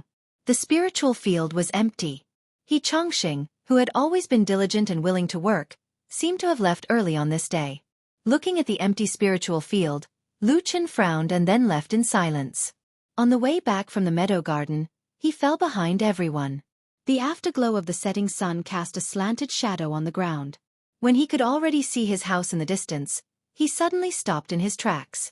He stared at his shadow on the ground for a while, then turned around and walked in another direction. Unlike the living quarters of the odd job disciples on Rock Mountain, the treatment of the odd job disciples in the flowing fragrance garden was much better. It was probably because the odd job disciples who were able to come here were much more useful than ordinary people. Therefore, most of the odd job disciples had their own rooms, and they were not close to each other. Lu Chen did not spend much effort to find He Chongqing's residence. When he walked around the house, he knew that there was no one in the house. He Chongqing had not returned yet. He turned his head to look at the setting sun, then walked to the side and sat down under a big tree. Not long after, when the sky gradually darkened, the shadow of the big tree moved over and covered his figure, making it look a little blurry. He waited here for a long time. It was not until the sky turned completely dark and the moon began to rise into the night sky that a figure walked quickly in the distance. That person's pace was not fast, but it seemed very relaxed. He was even humming a little song that others could not understand from time to time, as if he was in a very good mood. When he came close with the help of the light, he could see that this person was He Chongqing. He obviously didn't notice Lu Chen sitting in the shadow of a tree by the side of the road. He just walked on smugly, and just like that he walked past. And Lu Chen did not open his mouth to stop him. He just silently hid in the dark shadows, looking at He Chongqing's back with a cold gaze. The night passed peacefully. Lu Chen lay on his bed, quietly watching the darkness in the house until the sky brightened again. That night, Atsu still did not return. Early in the morning, Lu Chen, like the other odd job disciples, got up, washed up, and went out. His cold expression disappeared the moment he opened the door, and then he warmly greeted the people around him, joked, and walked together to the flowing fragrance garden. At the entrance of the garden, he saw a few people walking in front of him. One of them slowed down, turned around, and greeted Lu Chen and the others with a smile. That was He Chongqing. When the sunlight shone on his face, he saw Lu Chen with a smile, and then a concerned smile appeared on his face. He said to Lu Chen with a smile, "Good morning. Hey, why do you look a little haggard? Did you not sleep well last night?" Lu Chen was surprised, turned his head to look at the people around him, and said, "It can't be. Do I not look awake?" The people around him laughed and shook their heads and said, "Not at all, you look very energetic." Lu Chen breathed a sigh of relief and said to He Chongqing with a smile, "You scared me. Actually, I slept well last night." The smile on He Chongqing's face seemed to freeze for a moment, then he nodded and said, "That's a good thing." With that, he turned around and walked into the garden. Lu Chen joked with his friends next to him, but his gaze followed He Chongqing's back, and in the depths of his eyes, there was a faint flash of a dark flame. It was another normal and peaceful day. At noon, Lu Chen left his own spirit field and walked around the garden. When he passed by He Chongqing's spirit field, he found that there was no one there. The spirit herbs in the spirit field looked a little listless, and the weeds at the side were growing a little too vigorously, as if they hadn't been taken care of for a long time. Lu Chen looked at this scene indifferently, and after standing beside the spirit field for a moment, he turned around and left. Everything seemed to be a repeat of yesterday. At dusk, Lu Chen once again came to He Chongqing's room, and after confirming that there was no one in the room, he sat down in the same position as yesterday, and began to wait patiently. Night fell, and there were no stars and no moon. This night seemed to be darker than usual. A cold wind blew in the mountains, and it seemed to be a bit chilly. The branches and leaves on the large trees shook, and the dark shadows swayed continuously. He sat in the darkness, as if he had already become one with the shadows. This night, he waited a little longer than the night before, and even when it was almost the midnight of the curfew, he saw He Chongqing's figure return from the road in the distance. But today, he seemed to be different from yesterday. He didn't have that kind of light footsteps and happy mood. As He Chongqing walked over, he let out a few angry curses from time to time. It was unknown what he was cursing, but he even looked a little flustered and exasperated. When he walked closer, Lu Chen could even see that there were a few more tears on He Chongqing's clothes, and there were also some vague dark marks, which looked like bloodstains. Bastard, bastard, motherfasterous cur. Are all bastards. He kept on cursing, and the expression on his face was the same as he gnashed his teeth, as if he wanted to cut someone into 1,000 pieces with a deep hatred. Then, cursing and swearing, he walked back to his room. The night wind blew coldly. The leaves rustled. Lu Chen's gaze seemed to ignite a flame in the shadows, a dark, silent flame. He stared coldly at He Chongqing's back, but until he walked back to his room, he still didn't move. After a while, he stood up, turned around, and walked into the deeper darkness, disappearing. This night, the wind was strong, and the night was cold. Lu Chen lay on his bed in his room, surrounded by darkness. Even though it was late at night, he did not feel sleepy at all. He opened his eyes and stared at the seemingly endless darkness around him. Beside his hand, the darkness seemed to be particularly thick, as though it were nurturing something strange. It twisted and turned silently, and occasionally, a flash of light would flash by, before disappearing in the blink of an eye. In the silence of the night, it was as though there was only loneliness left in the world. At this moment, Lu Chen felt as though he could hear his own heartbeat. It was eerily quiet. Until a soft voice suddenly floated over from somewhere in the dark night. It came with the wind. It was soft and soft, almost like a gasp, almost like a soft hum. Little by little, it approached, and struggled. In the darkness, Lu Chen suddenly sat up. His eyes shone brightly, and he turned to look at the door. The night wind blew coldly. Somewhere in the darkness outside the door, there was suddenly a soft sound. It sounded like a sigh, and yet it also sounded like a call. It sounded like a strange spirit, emitting a hair-raising low cry in the middle of the night. Lu Chen got off the bed, strode to the door, and yanked it open. The darkness surged over like a tidal wave, and it completely swallowed his entire body with the force to topple mountains and overturn seas. Chapter 134. The night wind blew coldly, and the chill of the night seemed to penetrate deep into his bones. Outside the door, under the shadow, a small black shadow was curled up. When it heard the sound of the door opening, it seemed to tremble. Then, it slowly raised its head and looked at Lu Chen, who was standing at the door. The night was deep and boundless, making the whole world seem like it was shrouded in darkness. Except for a bit of green light in the shadow. That was Atsu's eye. Lu Chen stood quietly at the door. For a moment, when his eyes met that slightly green eye, he even subconsciously held his breath. He originally thought that he had long been used to the darkness, that he had blended into the shadows in countless dark nights. He originally thought that he had seen a lot of blood, hatred, betrayal, and cruelty. He originally thought that his heart was already as hard as stone. He originally thought that he would no longer feel fragile, touched, sad, and the pain brought by these things. He was wrong. He realized that he was wrong. He slowly squatted down, the muscles in his body tensed up bit by bit, as if this was the only way he could control his body. In front of him, there was a thick smell of blood.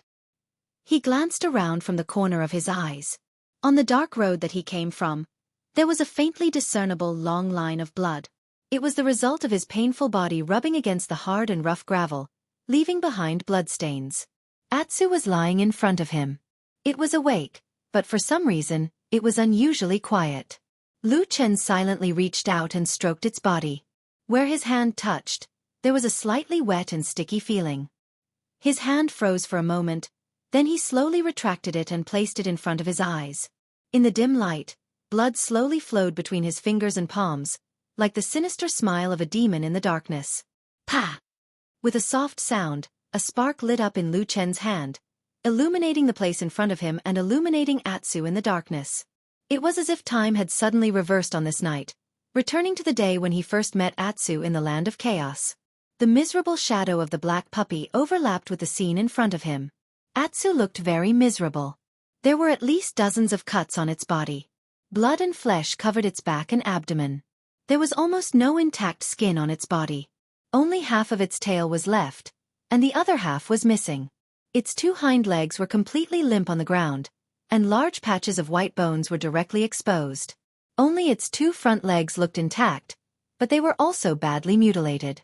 It looked like it had climbed back by relying on these two front legs. A piece of its ear was missing, and there were several terrifying scars on its head, as if it had been directly chopped by a sharp blade.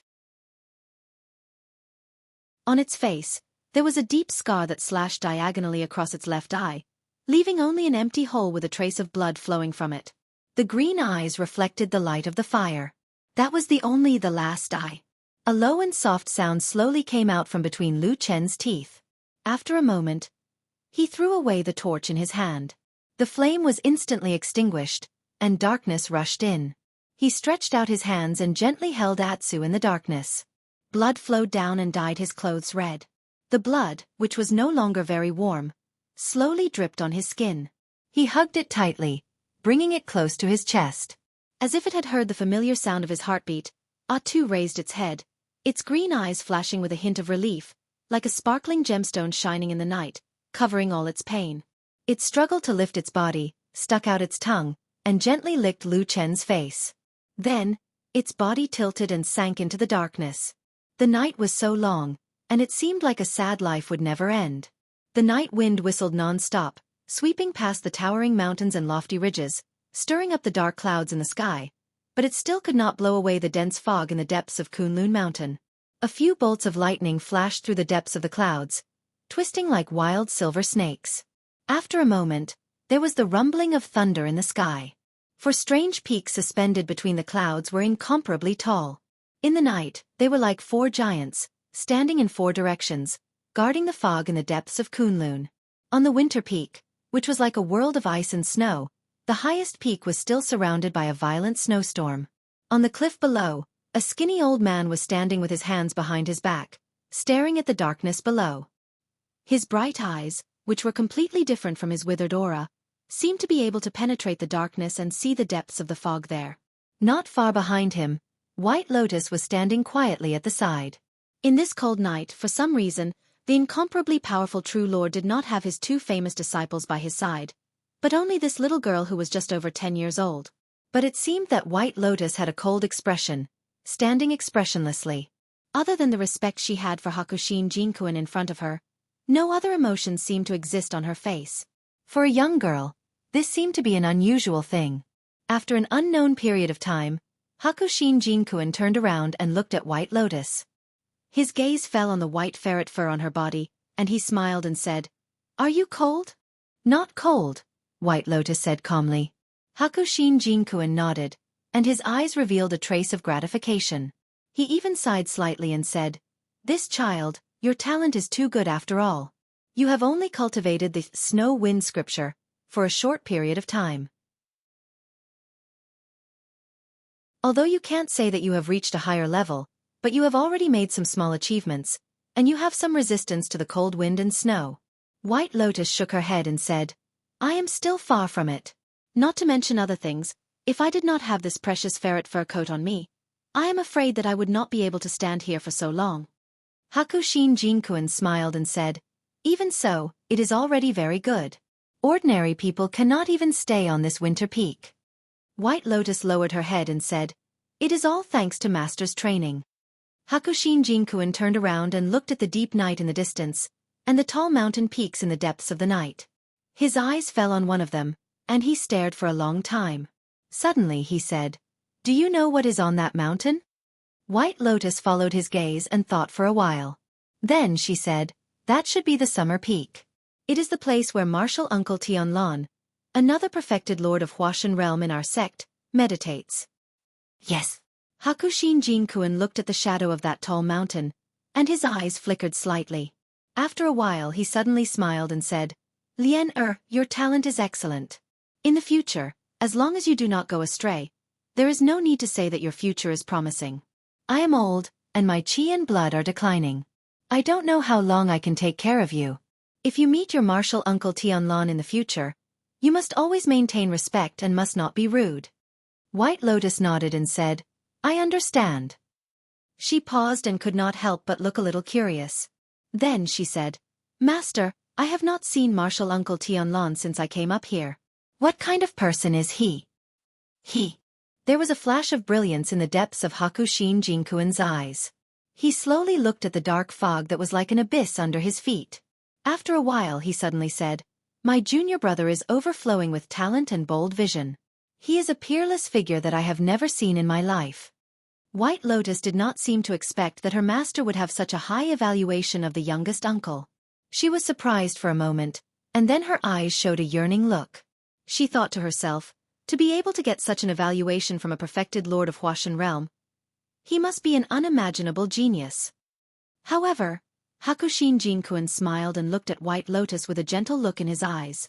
He said, "When you grow up, you should be able to understand a truth." "What truth, master?"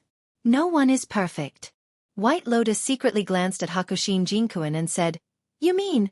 Hakushin Jinkuan smiled and reached out to touch her head. He said, "When you grow up, I will tell you a secret, okay?" "Okay." Hakushin Jinkuan laughed and then walked away from the cliff with his hands clasped behind his back. White Lotus sneaked a peek at the darkness at the bottom of the cliff and followed. The soft light shone in the ancient tree hole. The misty green aura wrapped around the tree wall and quietly stared down. Lu Chen brought the dying Atsu here and carefully placed him on the open space beside the puddle. Atsu's injuries were extremely serious and his body was in a terrible state. He looked even more miserable than when he was in the Demon Flower Valley in the Land of Chaos. Lu Chen looked at its appearance and frowned deeply. His eyes flickered with uncertainty. He reached out and fiddled with the water, only to see that the water was clear and transparent, but it no longer had the magical green vitality from before. He had used up that magical aura. Now, there was only a cluster of strange black fire at the bottom of the puddle. Lu Chen stayed silent beside the puddle for a long time. It was as if he had thought of all the methods, but he still could not find any panacea that could save Atsu's life. It was too seriously injured. For a moment, he raised his head and looked around. This ancient tree hole was full of vitality. The tree walls were mottled and there were two strange doors hidden in the shadows. Other than that, it was like a strange place that was naturally isolated from the rest of the world. Lu Chen lowered his head and gritted his teeth. He looked at the fallen Atsu at his feet.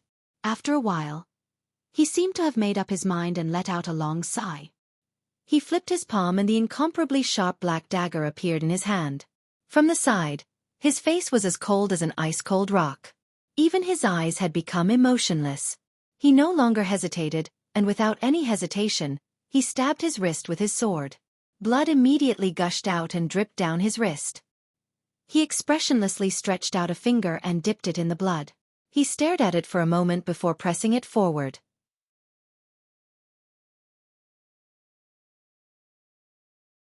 Chapter 135. When his finger pressed forward, drawing a bright red and dazzling blood mark in the air, deep in Lu Chen's eyes ignited a deep dark flame. In that instant, his entire aura, temperament and even breathing suddenly changed. An indescribable dark aura spread out from his body. At the same time, as if attracted by an incomparably strange power, the blood that flowed down from his wrist, the beads of blood and droplets of blood, suddenly drew out a thin line of blood that was as thin as a slippery thread.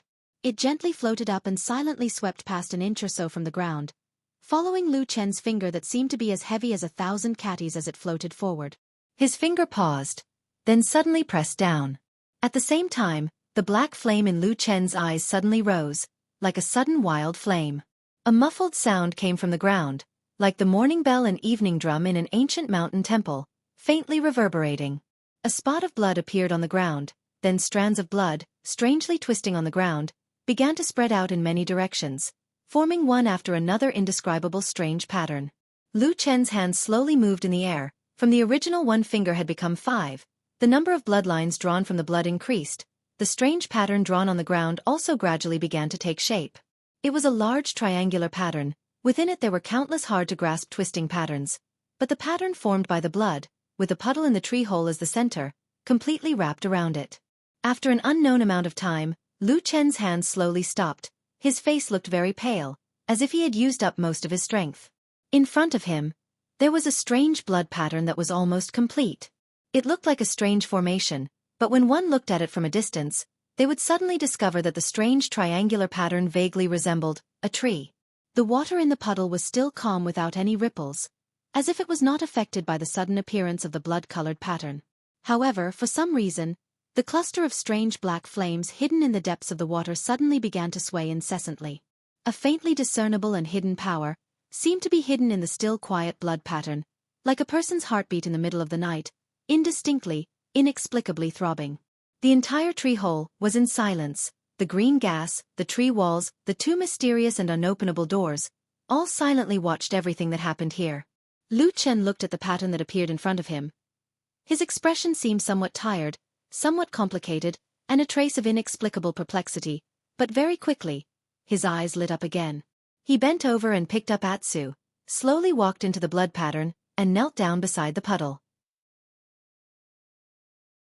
There were slight ripples on the water surface, reflecting his face.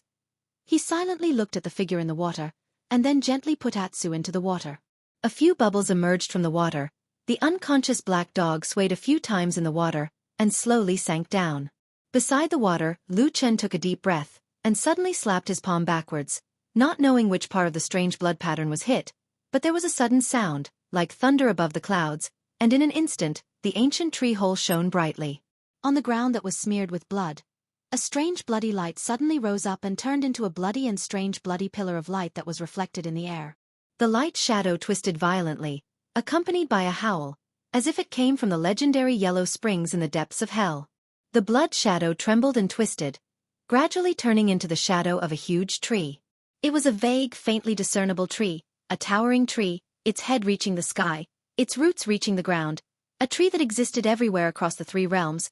Its whole body was blood-red, as if every branch and every leaf was dripping with fresh blood. In that dreamy and terrifying illusion, countless drops of blood dripped from the terrible tree, as if hell was nothing more than this. Lu Chen took a deep look at the illusion. The corner of his eyes seemed to twitch slightly, but very quickly, he regained his senses. His arm drew a strange pattern in the void, and then slowly pressed down. Along with his action, a strange whistling sound rang out again. A strange light slowly flowed from the illusion, as if it had seeped into reality from the illusion. Bit by bit, it approached the puddle. The clear water suddenly jumped violently, as if it had felt an incomparably powerful force, and received an unimaginable stimulation. The water waves trembled wildly, breaking all the calm, and at the same time, there was a rumbling sound, coming from the depths of the puddle. The light in the blood shadow was still approaching, and it was about to touch the water. Lu Chen's face was as pale as paper at this time, but the black fire in his eyes burned more vigorously. The twisted flames even seemed to have a hint of wildness. Suddenly, the cluster of black fire in the depths of the water, as if it had been stimulated by something, suddenly flourished, and directly expanded dozens of times from the bottom of the water, like a demon directly opened its terrible mouth, and pounced upwards. Almost at the same time, the flowing light in the blood shadow touched the surface of the water. There was a sudden clap of thunder. Boom! All the water ripples suddenly shook violently, and in the midst of the rumbling sounds, they burst apart together, bringing along Atu, who was in the water, and directly rose up into the air. Under the back of that strange blood shadow, everything seemed to be stained with a smear of blood. The light shone into Atsu's body. The black fire caught up in the air, and the shadow instantly passed through Atsu's body, and then swayed in the shadow, as if it was crazily swaying towards the blood-red tree, trying to penetrate it. But the next moment, all the shadows disappeared together. Hua la la la la. In the splashing water, Atsu fell down together with the clear water, and fell heavily back into the water. After a moment, an indescribable pain came from its mouth. It tossed and turned in the depths of the water, struggling to open its only eye slightly, and looked up. The water waves were still shaking violently, and in the chaotic light and shadow, there was a familiar face on the other side of the water waves, quietly looking at it. Although the face was pale, as if there was not a trace of blood, Atsu slowly closed its eyes again, like a child sleeping peacefully. In the quiet night, darkness seemed to be everywhere, and the vast Kunlun was immersed in the night. In the depths of the fog, behind the black board, there was a bottomless abyss of darkness that passed through the long crust of the earth, like a huge temple in ancient times. In the vast passage, there was also a sense of loneliness. No one knew where the faint light came from, and it sprinkled in this lonely temple. In the distance, the huge and ancient door was hidden in the depths of the darkness, like a lonely guard that had stood for countless years. Time seemed to have frozen here, as if there would not be the slightest change for thousands of years. But at a certain moment, in the mysterious and ancient tree hole, the blood-red rune suddenly lit up, summoning the incomparably strange blood-red tree that passed through the three realms. There was a sudden change here. The quiet darkness suddenly trembled slightly. The huge stone door stood majestically. There was no sound, no movement, and it seemed to be dead silent. There seemed to be hesitation. In the dead silence of the darkness, behind the seemingly endless and deep door, a voice suddenly came from the back. It was like the roar of a dragon and the roar of a tiger, as if the wind and clouds were changing, as if something was sighing deeply. The darkness suddenly expanded, expanding like a heartbeat. The entire stone door trembled, and a few tiny pebbles fell from the high, almost invisible ceiling. The buzzing sound was like thunder, and it caused the earth to tremble. But after a moment, it suddenly became quiet again, as if it was still sleeping, and as if it was sleeping peacefully, it was finally sleeping peacefully. The darkness quietly retreated, and returned to its original position. The stone door stood as straight as before, standing there silently. Time seemed to have frozen here once again, like a dream from which one would never wake up. Struggling and suffering, never waking up. This night would eventually pass, just like the countless nights in the past. The darkness would definitely pass, and the light would come. At dawn, when the morning light shone into the room through the window, a haggard Lu Chen sat on the ground. Atsu was wrapped in white cloth like a dumpling, with only one eye, mouth, and nose exposed. Atsu lay quietly in Lu Chen's arms, eyes closed, sleeping quietly. Its chest rose and fell slightly, and occasionally its face seemed to twitch, as if it was dreaming of some terrible scene. But in the end, this black dog finally calmed down, as if all the horror and fear had gone away from its warm chest. Lu Chen leaned against the wall and looked at the ray of dawn in silence. He didn't say a word. This day, he did not go out, nor did he go to the grass garden of Fragrance Garden. The Kunlun party was a place of rules, and of course, Bai Chao Tang was no exception.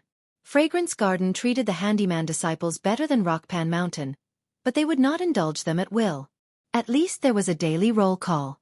Although sometimes after the roll call, some people would leave early after finishing their work, but the rules were rules. Unless they asked for leave in advance, there would be trouble. Lu Chen ran into trouble. Jean Dan Friar Lin Shang, who was newly appointed to take charge of the grass garden after the earthquake, was a strict person. So when he found out that Lu Chen had skipped work for a day without reason, he called Lu Chen over the next day. "What happened? Why didn't you come yesterday for no reason?" Lin Shang looked coldly at the young man in front of him, who did not seem to be in a good mood. There was an inadvertent but matter-of-fact contempt in the depth of his eyes. He said, "Letting you cultivate spirit herbs here is the sect's trust and training in you. Don't you know that?" Lu Chen lowered his head slightly. After a moment he said, "I was wrong." "Do you have a reason?" "A moment of carelessness during cultivation. My breath became chaotic, and my meridians flowed in the opposite direction. I suffered internal injuries." Lin Shang glanced at him, and his eyes swept across his face. After a moment he nodded and said, "Indeed, your internal breath is unstable, and there are signs of damage in your meridians. But you did not inform me in advance and did not come for no reason. That is wrong, and this reason cannot be defended. If your spirit herbs are damaged because of this, you will be expelled from Fragrance Garden immediately. Do you have any objections?" Lu Chen lowered his head and was silent for a long time. Then he said, "No, thank you for your magnanimity, uncle."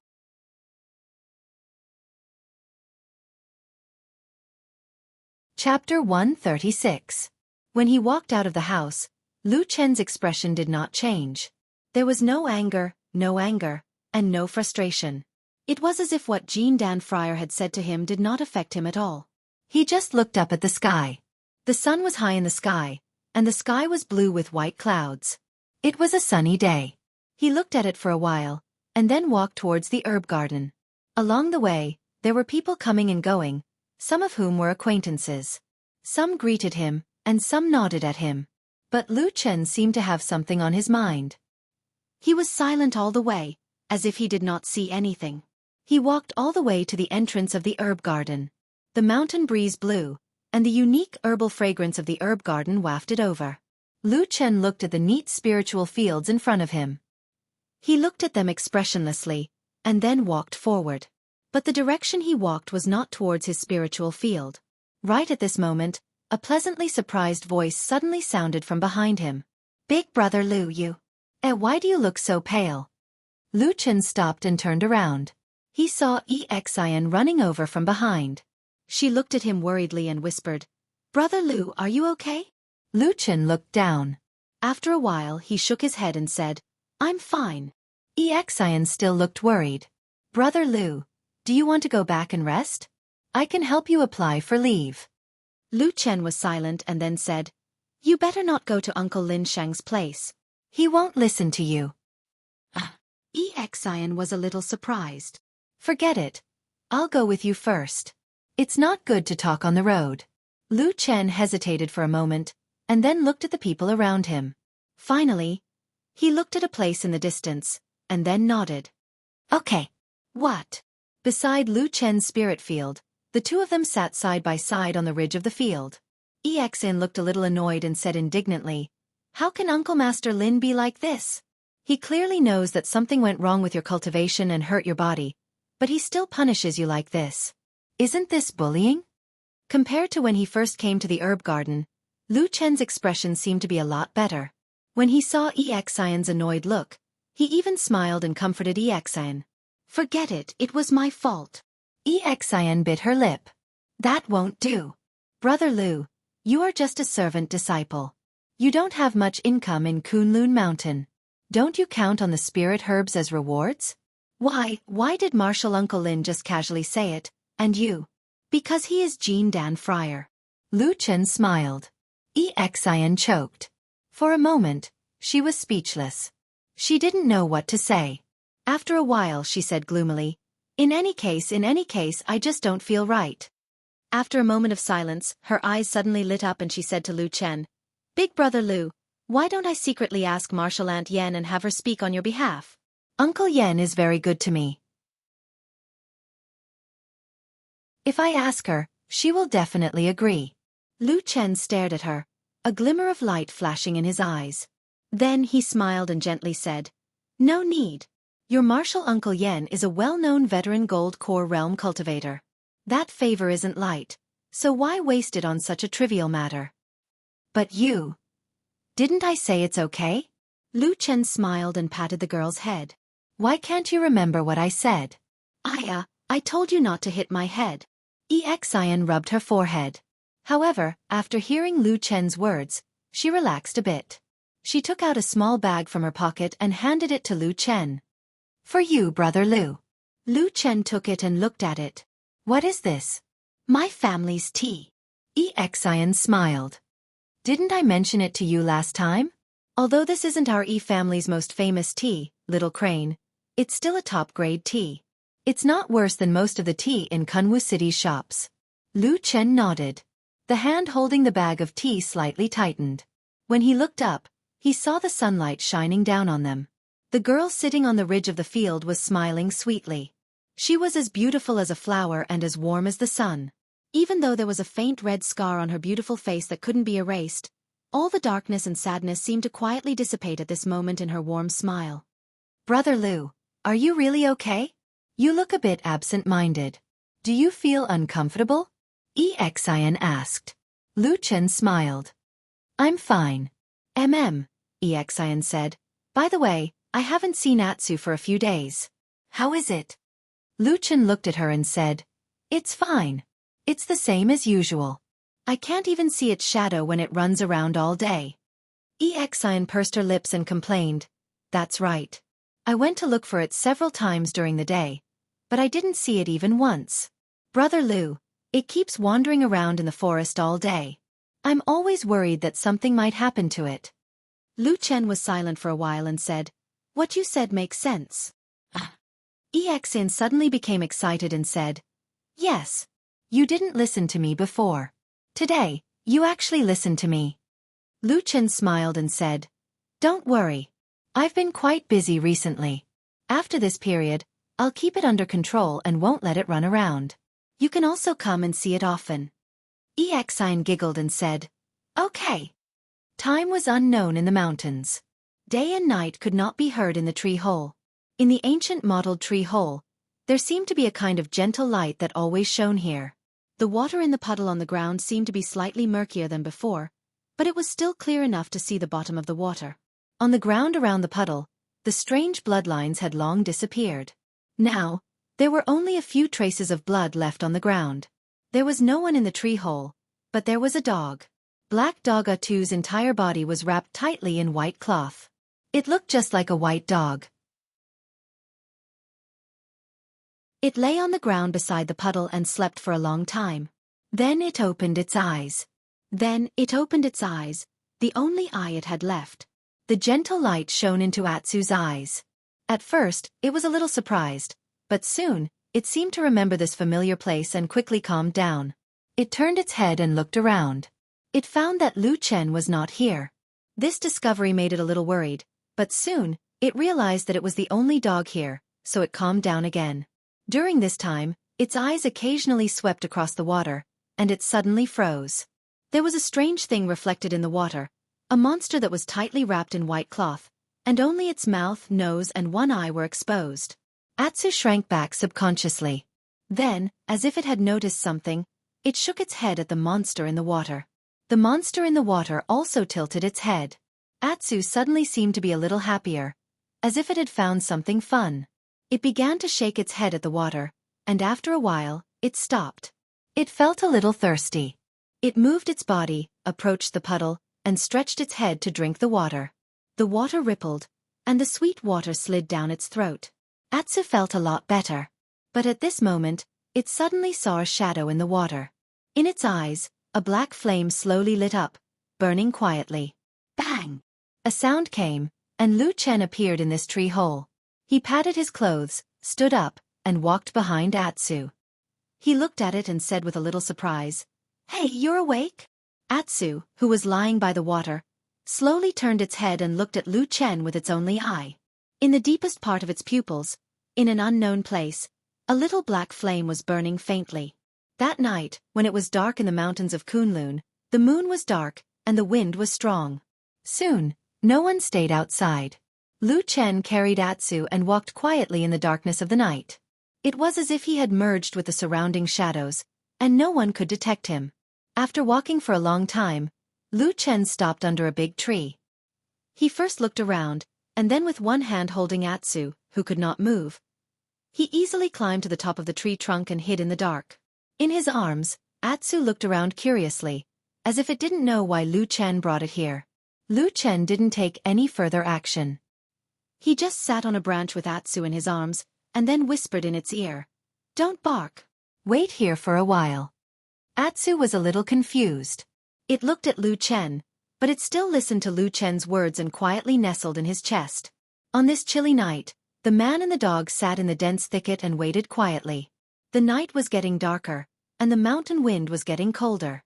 The night in Kunlun seemed to be emotionless. It looked at the world coldly, and it looked at the vicissitudes of life. Lu Chen closed his eyes and waited in silence. From his angle, he could see the house in the distance through the gap between the branches and leaves. He didn't know when it was, but it was probably late at night. Finally, a figure came back from the distance. He walked quickly in the night and soon returned to the house. Halfway through, he suddenly stopped, as if he felt something. But when he turned his head and looked around, he didn't find anything. He frowned, and finally walked back to his house. In the deep shade of the trees, in the darkness, Lu Chen lowered his head and whispered in Atsu's ear, "Don't bark." Atsu looked at him and then nodded. Only then did Lu Chen slowly let go of his palm that was covering Atsu's ear. He stared at Atsu, and then he saw Atsu's throat emit a harsh and fierce growl. Under the creepy scar, it opened its mouth, revealing snow-white and sharp fangs. "I know." Lu Chen looked at it and said faintly.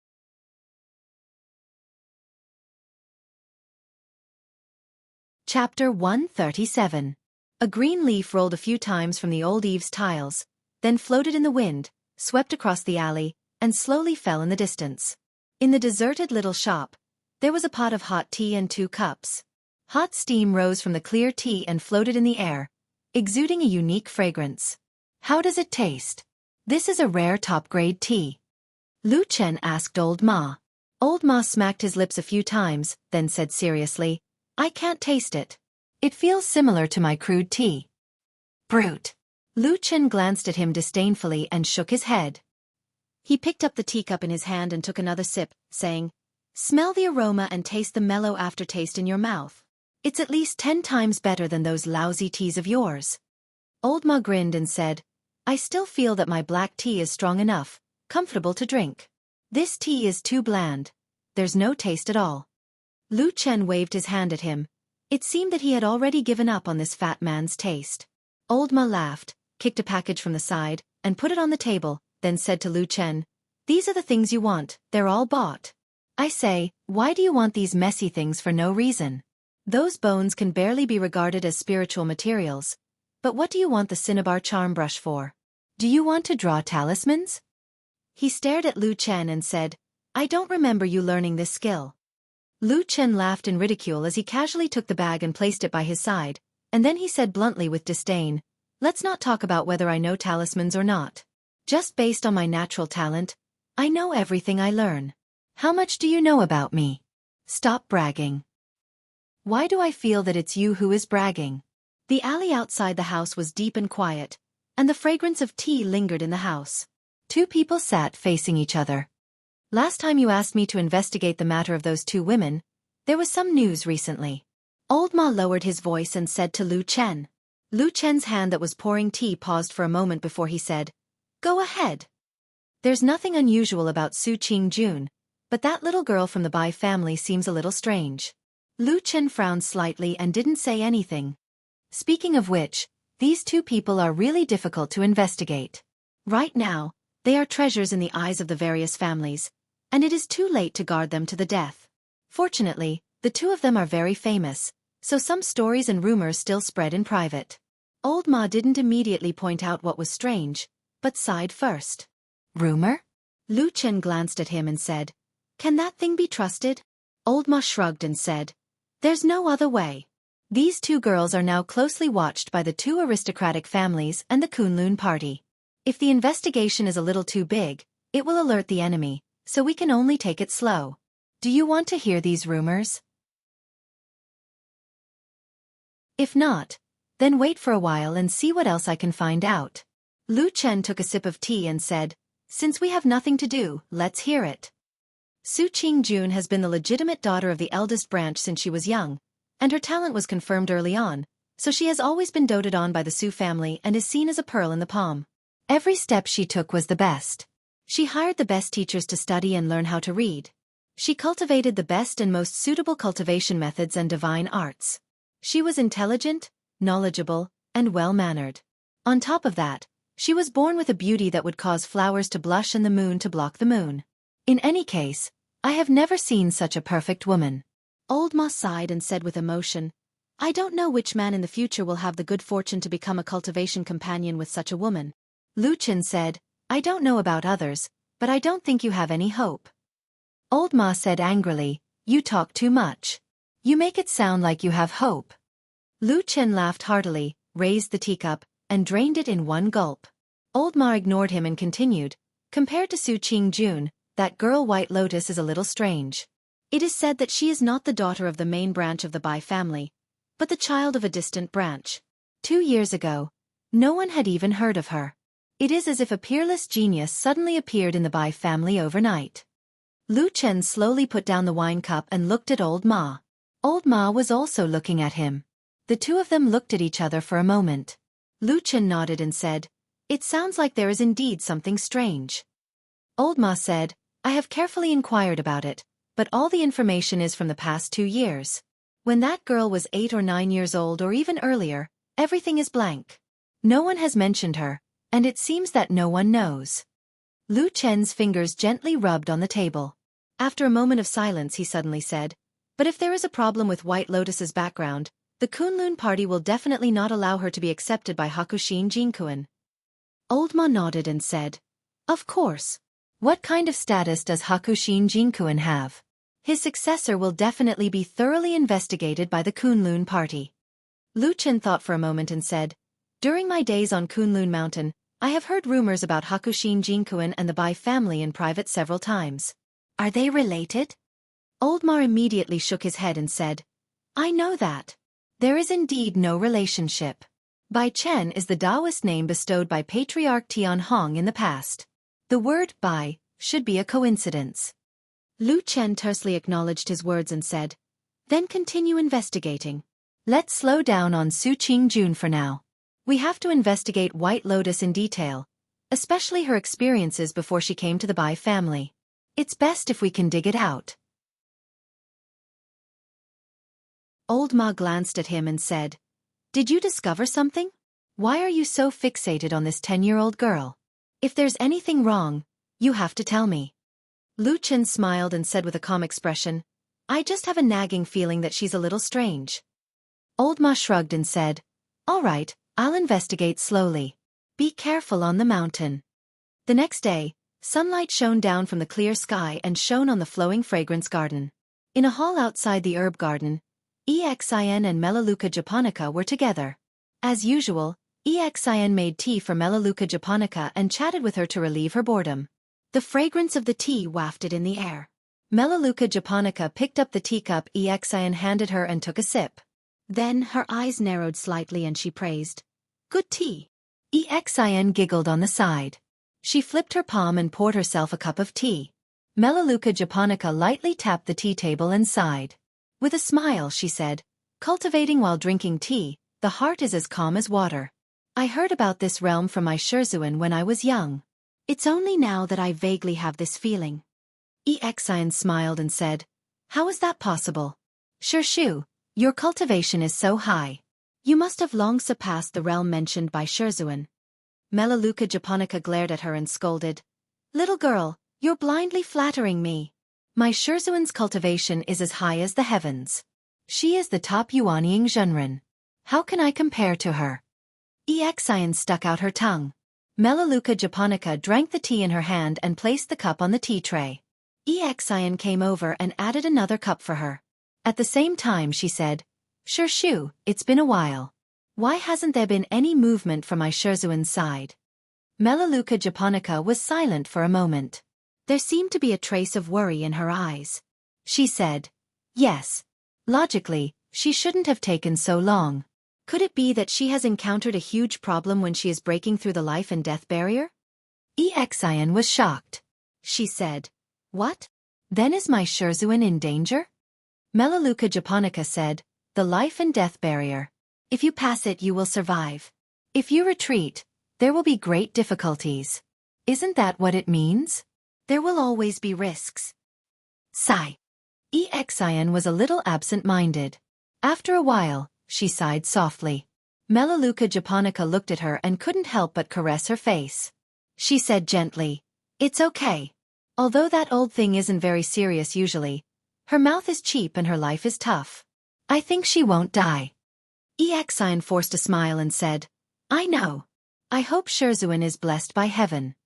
Melaleuca japonica wanted to say something more. Suddenly, footsteps were heard outside the house. After a while, a clear and melodious voice came in. "Is Shirshu Melaleuca japonica in? Disciple Su Qingjun is here to pay a visit." Melaleuca japonica and Exin were stunned.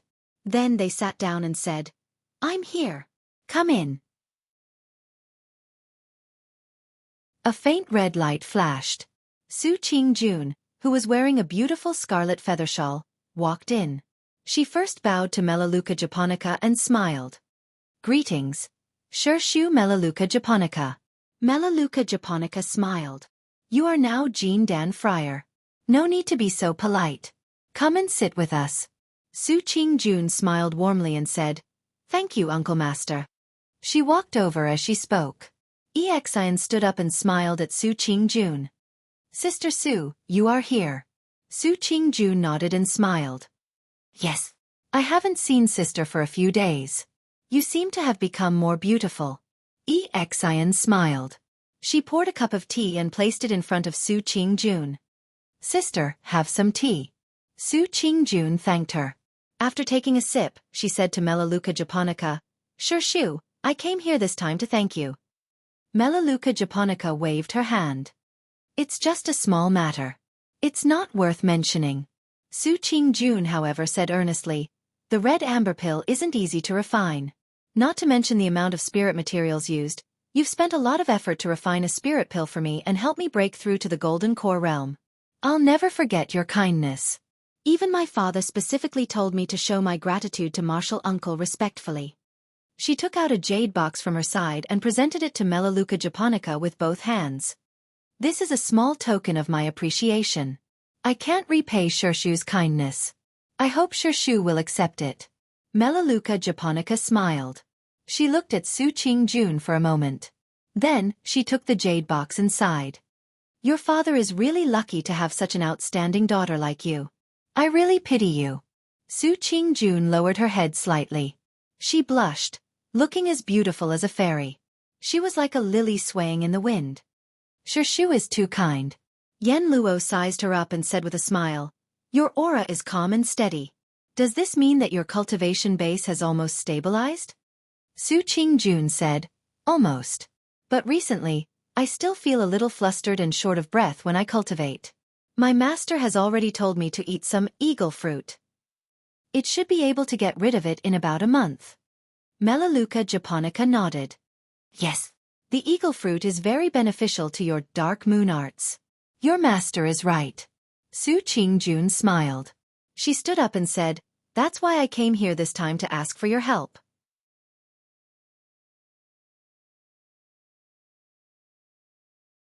Chapter 138. Melaleuca japonica was a bit surprised and said, Eagle fruit is precious, but it can still be found. You can find it in the Baichao Tang Medicine Hall on the mountain, and in the many spiritual material shops in Kunwu City at the foot of the mountain. You don't need my help. Su Qingjun smiled and seemed a bit embarrassed. She said, Martial Uncle, my master means that I like freshly picked eagle fruit the best. Melaleuca japonica was startled for a moment. She looked pensive and suddenly lowered her head to open the lid of the jade box in her hand. She took a look inside and her expression changed slightly. Then, she became silent. After a moment she sighed and said, It seems that senior martial brother Muyuan really has great expectations for you. Su Qingjun slightly bowed her head with a smile on her face. She didn't explain further and just said softly, I sincerely ask Martial Uncle to fulfill my wish. Qingjun can't thank you enough. Melaleuca japonica closed the jade box in her hand. After thinking for a moment, she nodded and said, All right, I'll arrange this. You can go now. There will probably be news in a few days. I'll let you know when the time comes. Su Qingjun bowed deeply to her and said with a respectful expression, Thank you, Martial Uncle. Melaleuca japonica sighed and got up to avoid her. Then, she went forward to hold Su Qingjun's hand and walked out with her. She said, Qingjun, your future is promising and your achievements are limitless. You really don't need to be so polite to an old woman like me. I can't accept it. Su Qingjun shook her head and said, Martial Uncle, what are you talking about? I? Melaleuca japonica smiled and waved her hand to stop her. She said, It's okay. We both know what to do. Anyway, I'll remember this. Just wait for my news. Su Qingjun nodded and thanked Melaleuca japonica again. Then, she smiled and said goodbye to Exian who came out behind Melaleuca japonica before leaving. Watching the beautiful woman's figure disappear at the end of the corridor, Exian couldn't help but show a trace of envy. She said to Melaleuca japonica, Martial Uncle, Sister Su is really amazing. Whether it is cultivation, talent, appearance, or bearing, she's perfect. Melaleuca japonica smiled and didn't say anything. Then, she turned and walked back to the room. Xiaofan followed up and asked curiously, "All right, Martial Uncle, why did you have such a big reaction when Sister Sue said she wanted fresh eagle fruit?" Melaleuca japonica snorted and said, "What do you know? There's a lot of knowledge in that sentence." Xiaofan was instantly interested. She pulled Melaleuca japonica's arm and said with a smile, "Martial Uncle, tell me about it." Melaleuca japonica rolled her eyes and said, "Make tea." Okay. Xiaofan smiled and quickly poured the cold tea. Then, she made a new cup of hot tea and placed it in front of Melaleuca japonica. Then she said with a smile, "Martial Uncle, teach me. Let me broaden my horizons." Melaleuca japonica took a sip of tea and sighed. The eagle fruit has many uses. Although it's precious, it's not a particularly rare spiritual ingredient. It's nothing much. However, there's something special about this kind of spiritual fruit. When it ripens, it naturally emits a pure spiritual energy. When the petals open, the energy will spread out for about 10 minutes. If you eat the eagle fruit during this time, the effect will increase by 10%. 10%? Xiaofan said in surprise. That's right. Only 10%. Melaleuca japonica said calmly, because no one can pick the eagle fruit at the right time to eat it. All the eagle fruits on the market are picked and preserved. Since there's not much difference in effect, no one cares about it. Xiaofan looked outside the door and said, "Then why did Sister Sue, her Shifu, tell her to eat fresh fruits?"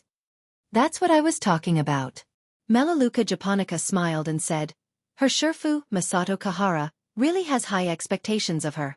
She spares no effort in even these minor details. In this way, if there are no accidents, her foundation in the future will be almost perfect. At least in the Yuanying realm. Maybe she'll have a little more confidence." Xiaofan was stunned for a moment. Then she shook her head and sighed. Different people have different fates. Sister Sue is really lucky. Lucky. Melaleuca japonica looked at her and smiled faintly, but didn't say anything. The light and shadow distorted in mid-air. After a while, Lu Chen's figure appeared in the tree hole. Atsu, who was lying on the ground and feeling bored, suddenly raised its head. It barked and limped over. At this moment, some of the white cloth on Atsu's body had been removed, but more than half of its body was still tied up. It looked a little miserable. However, Atsu's tenacious and amazing vitality was once again displayed at this moment. After receiving treatment from Lu Chen, such serious injuries began to rapidly improve.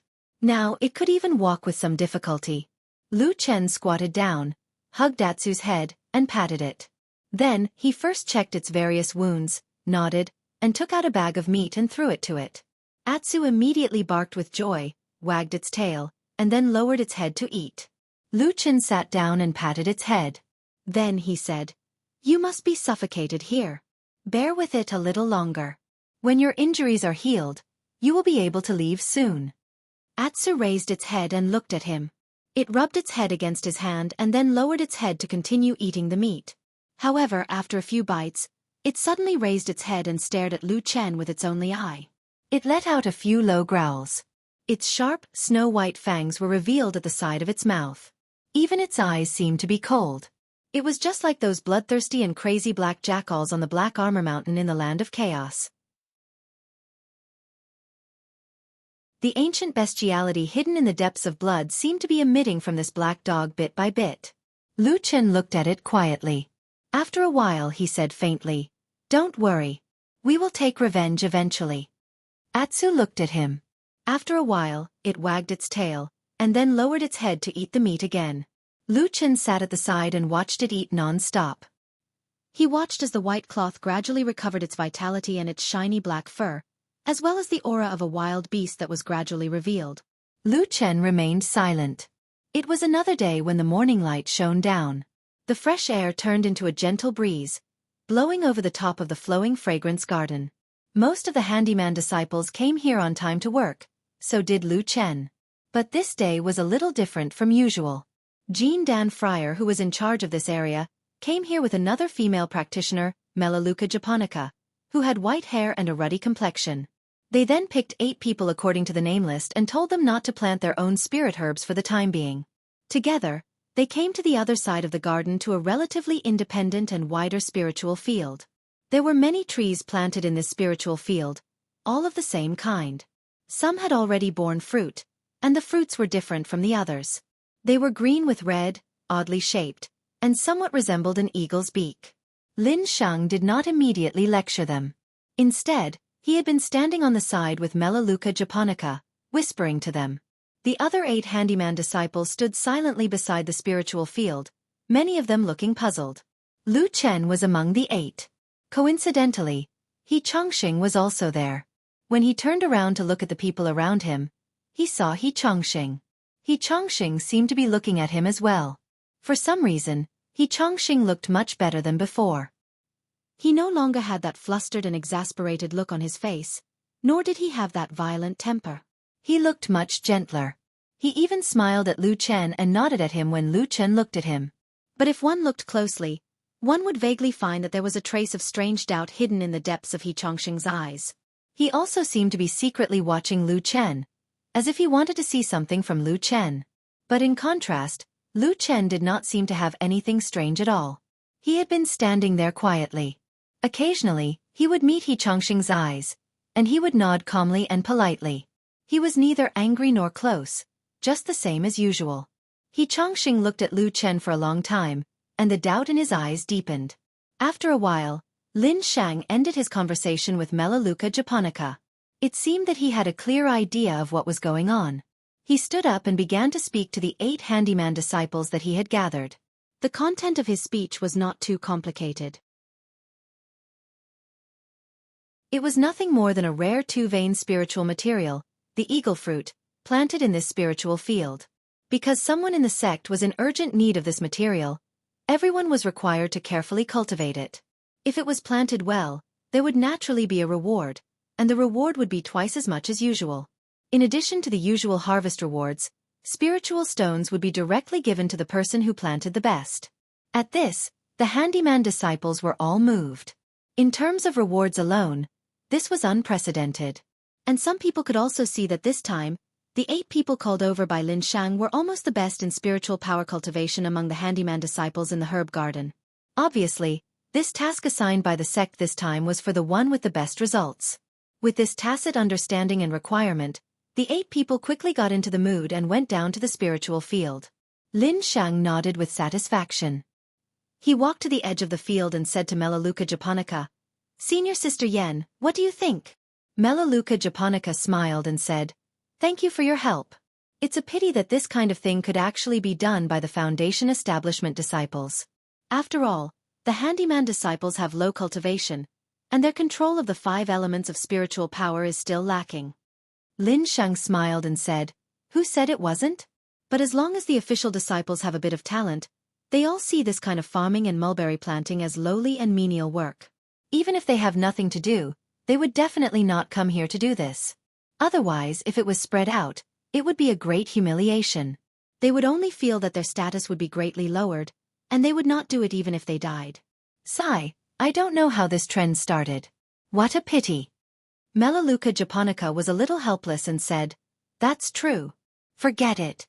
Anyway, now that it's like this, we can only pick the tall ones from the short ones. Let's choose the best one." Lin Shang smiled and said, "That's the only way."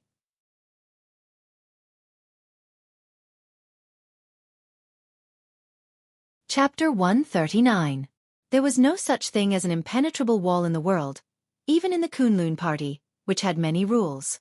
In fact, the Kunlun party had existed for too long, and the various big and small forces in the sect were intertwined, making it even harder to keep a secret. Perhaps in the beginning, it could be kept a secret for a while, but as time went on, more and more people knew about this matter, and the rumors would naturally spread. The eagle fruit cultivated this time was prepared for the hottest young genius in the Kunlun party, Su Qingjun. This news leaked out very quickly, and then among the odd job disciples who participated in this competition, those who had a background, backing, or connections naturally knew about it, while those who didn't have a background remained in the dark. He Chongqing belonged to the kind of 3 no people who didn't have a background, backing, or connections, so he didn't know about this secret. However, he wasn't an idiot. From the scale of this competition and the cautiousness of the 2 Jin Dan friar appearing at the same time, anyone would know that this matter was of great importance. He also saw that something was wrong from the expressions and movements of the other odd-job disciples, but no one would specifically come over to tell him anything.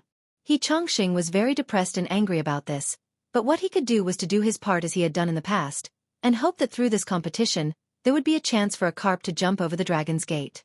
Lu Chen's situation was actually similar to He Chongqing's. At least, he was an ordinary person with no background and backing, but he had a way out. At dusk that day, Xian secretly ran to his residence and found him. She pulled him aside and whispered to him for a long time. In the end, she solemnly said to him, "Brother Lu, do you understand? You can't miss this opportunity."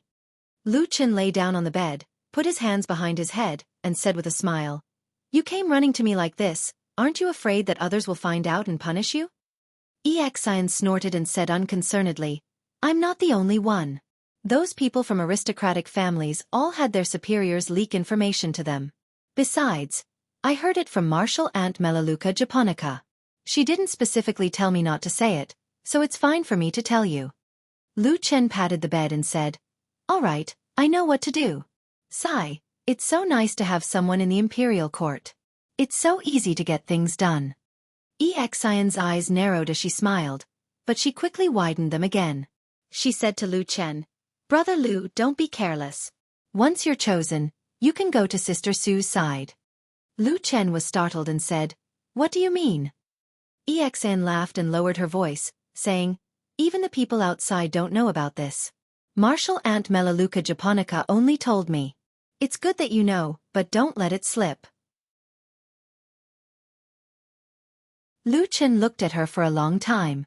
He suddenly smiled and patted the edge of the bed, saying, "Little girl, you're amazing. Come and sit, let's talk." "Nonsense, there's still a lot of things you don't know about me."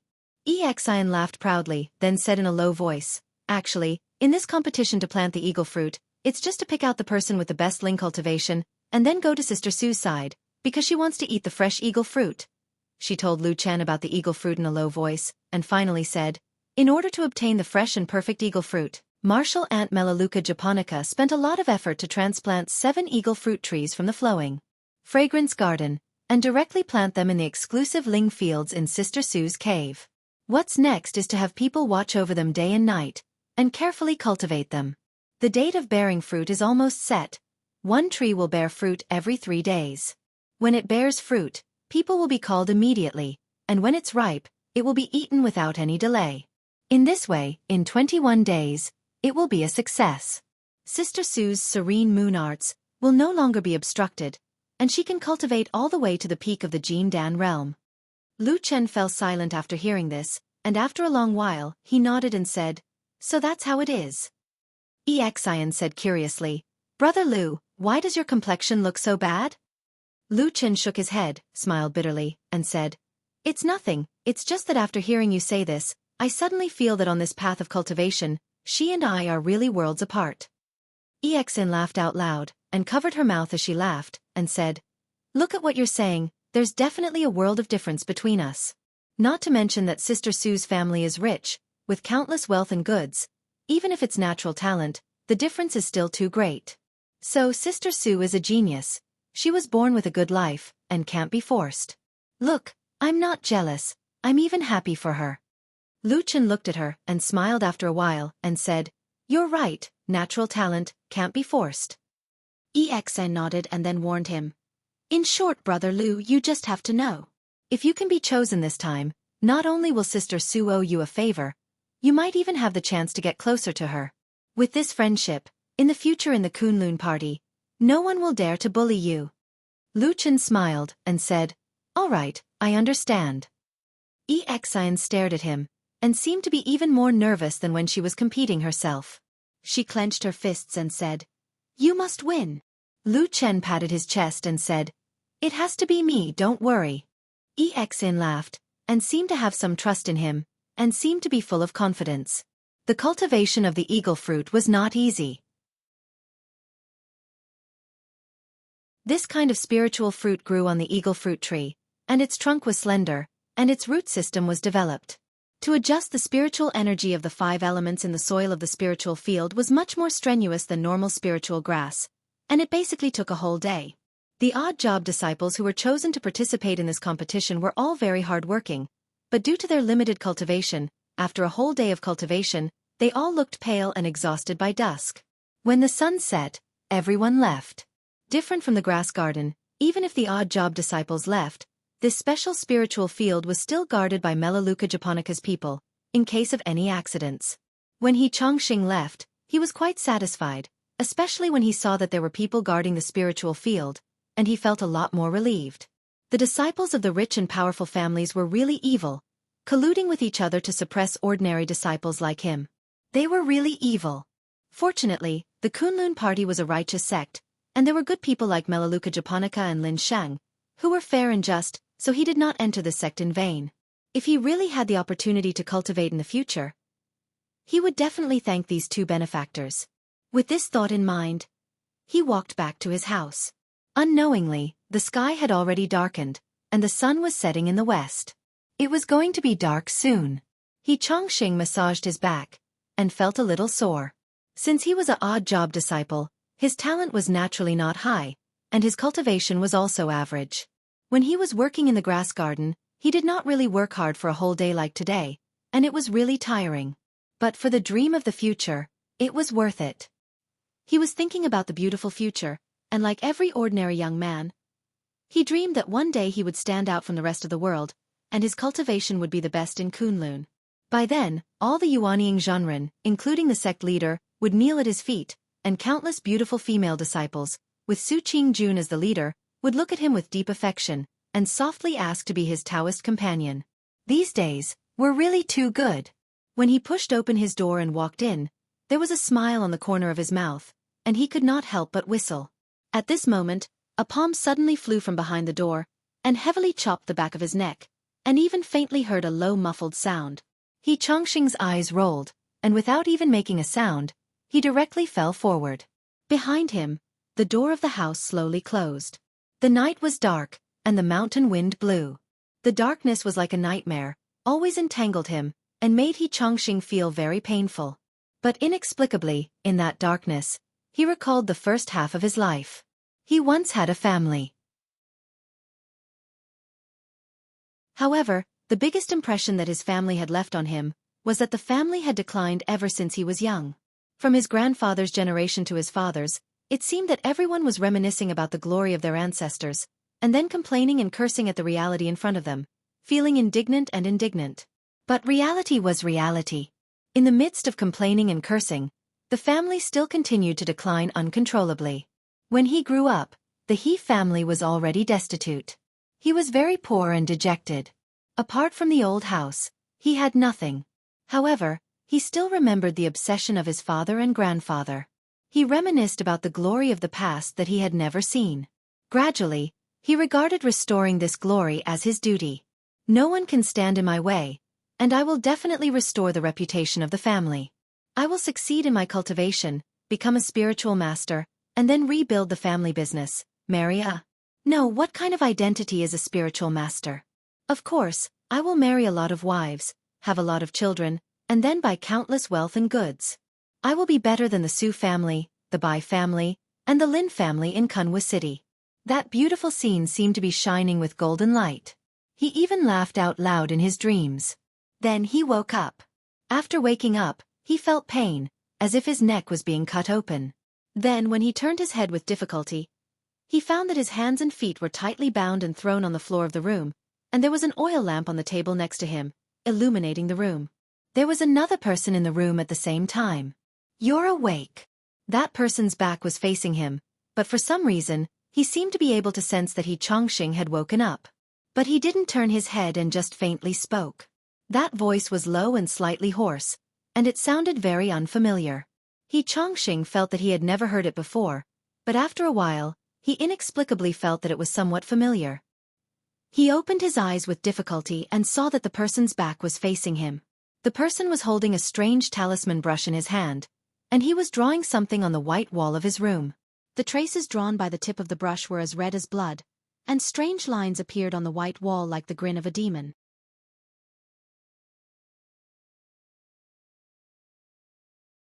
Chapter 140. The strokes on the white wall were incomparably bright red and looked very much like it was smeared with fresh blood. At the same time, because it was too full, droplets of blood beads flowed down in a somewhat messy manner, leaving behind a number of thin bloodstains, making one's hair stand on end just by looking at it.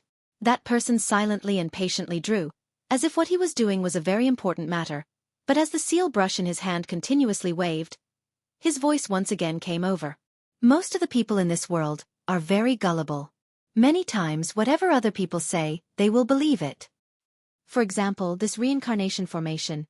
For many years, many people in the world thought that it was incomparably evil, often killing people to take their blood and smearing it into the formation. In fact, it is not so exaggerated.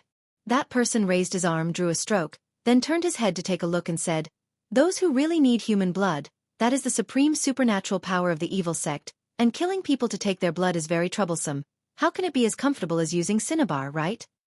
Under the candlelight, that person's face was wearing a black mask, covering his entire face, leaving only 2 dark and deep eye sockets. He Chongqing did not know why, suddenly felt a burst of fear, cried out, "You, who are you, what do you want to do?" That person laughed behind the mask. The laughter was hoarse. After a moment, he did not answer He Chongqing's question, only indifferently pointed to his side and said, "If your voice is a little louder, I will use it to cut off your tongue."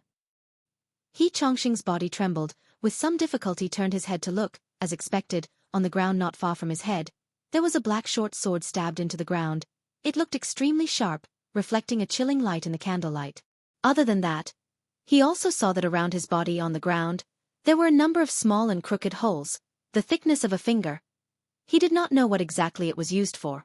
A chill enveloped his entire body. He Chongqing's face turned pale. For some reason, although this mysterious person did not look like a fiend, that kind of indifferent tone instead made people even more terrified. He Chongqing saw that the masked person turned around again, continued to paint those strange formations on the wall. After a few deep breaths, he stammered, "You, who are you, where did I offend you?" That person did not respond. Quietly painted, blood-like marks spread out on the white wall, indistinctly like a bloody door was about to form. Evil sect, evil sect. He Chongqing's panting became more and more urgent. Suddenly he urgently said, "This big brother, I did not provoke your evil sect, let me go, let me go." The talisman brush was filled with cinnabar. It tapped on a spot on the white wall heavily, like a finishing touch. It seemed that the lifeless bloodstains suddenly had some aura.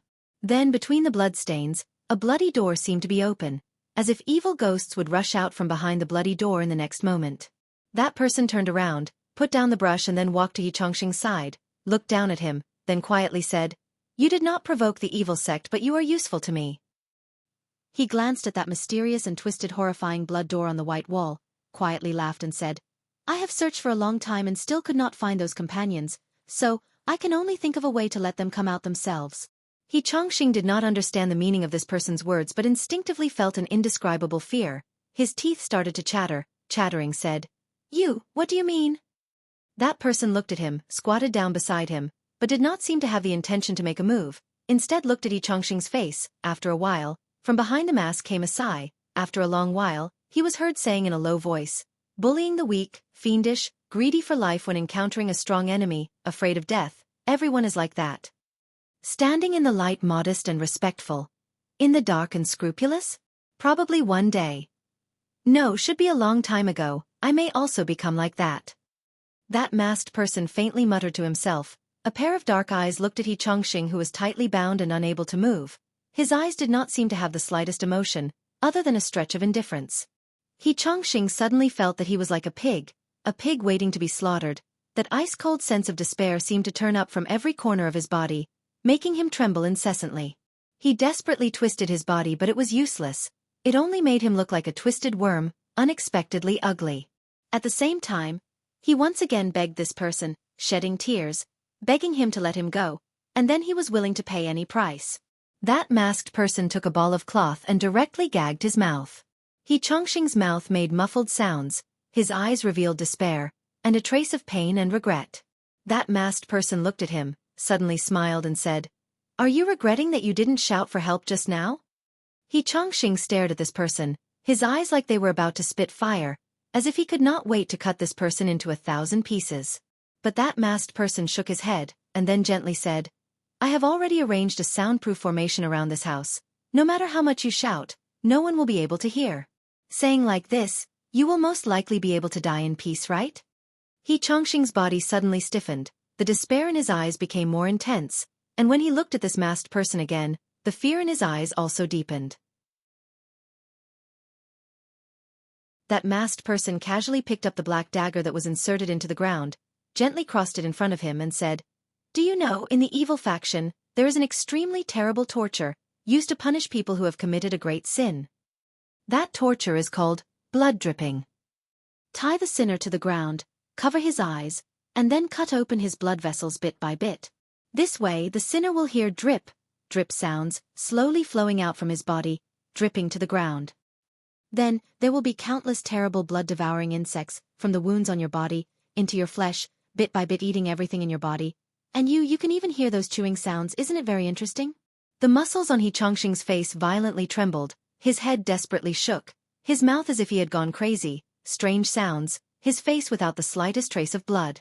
The masked man looked at him, then reached out and took out a small cloth bag. He shook it in front of He Chongqing's eyes. Suddenly, there was a sha-sha sound, like sand rolling, but also like the sound of countless insects rubbing and biting each other. He Chongqing's mouth cried out, "Oh, ice!" His eyes stiffened, with indescribable fear staring at that small bag. After a moment, his lower body was wet. The masked person put down the bag, took out another item, it was an eye mask, and then slowly put it on He Chongqing's face, quietly said, "Let's begin."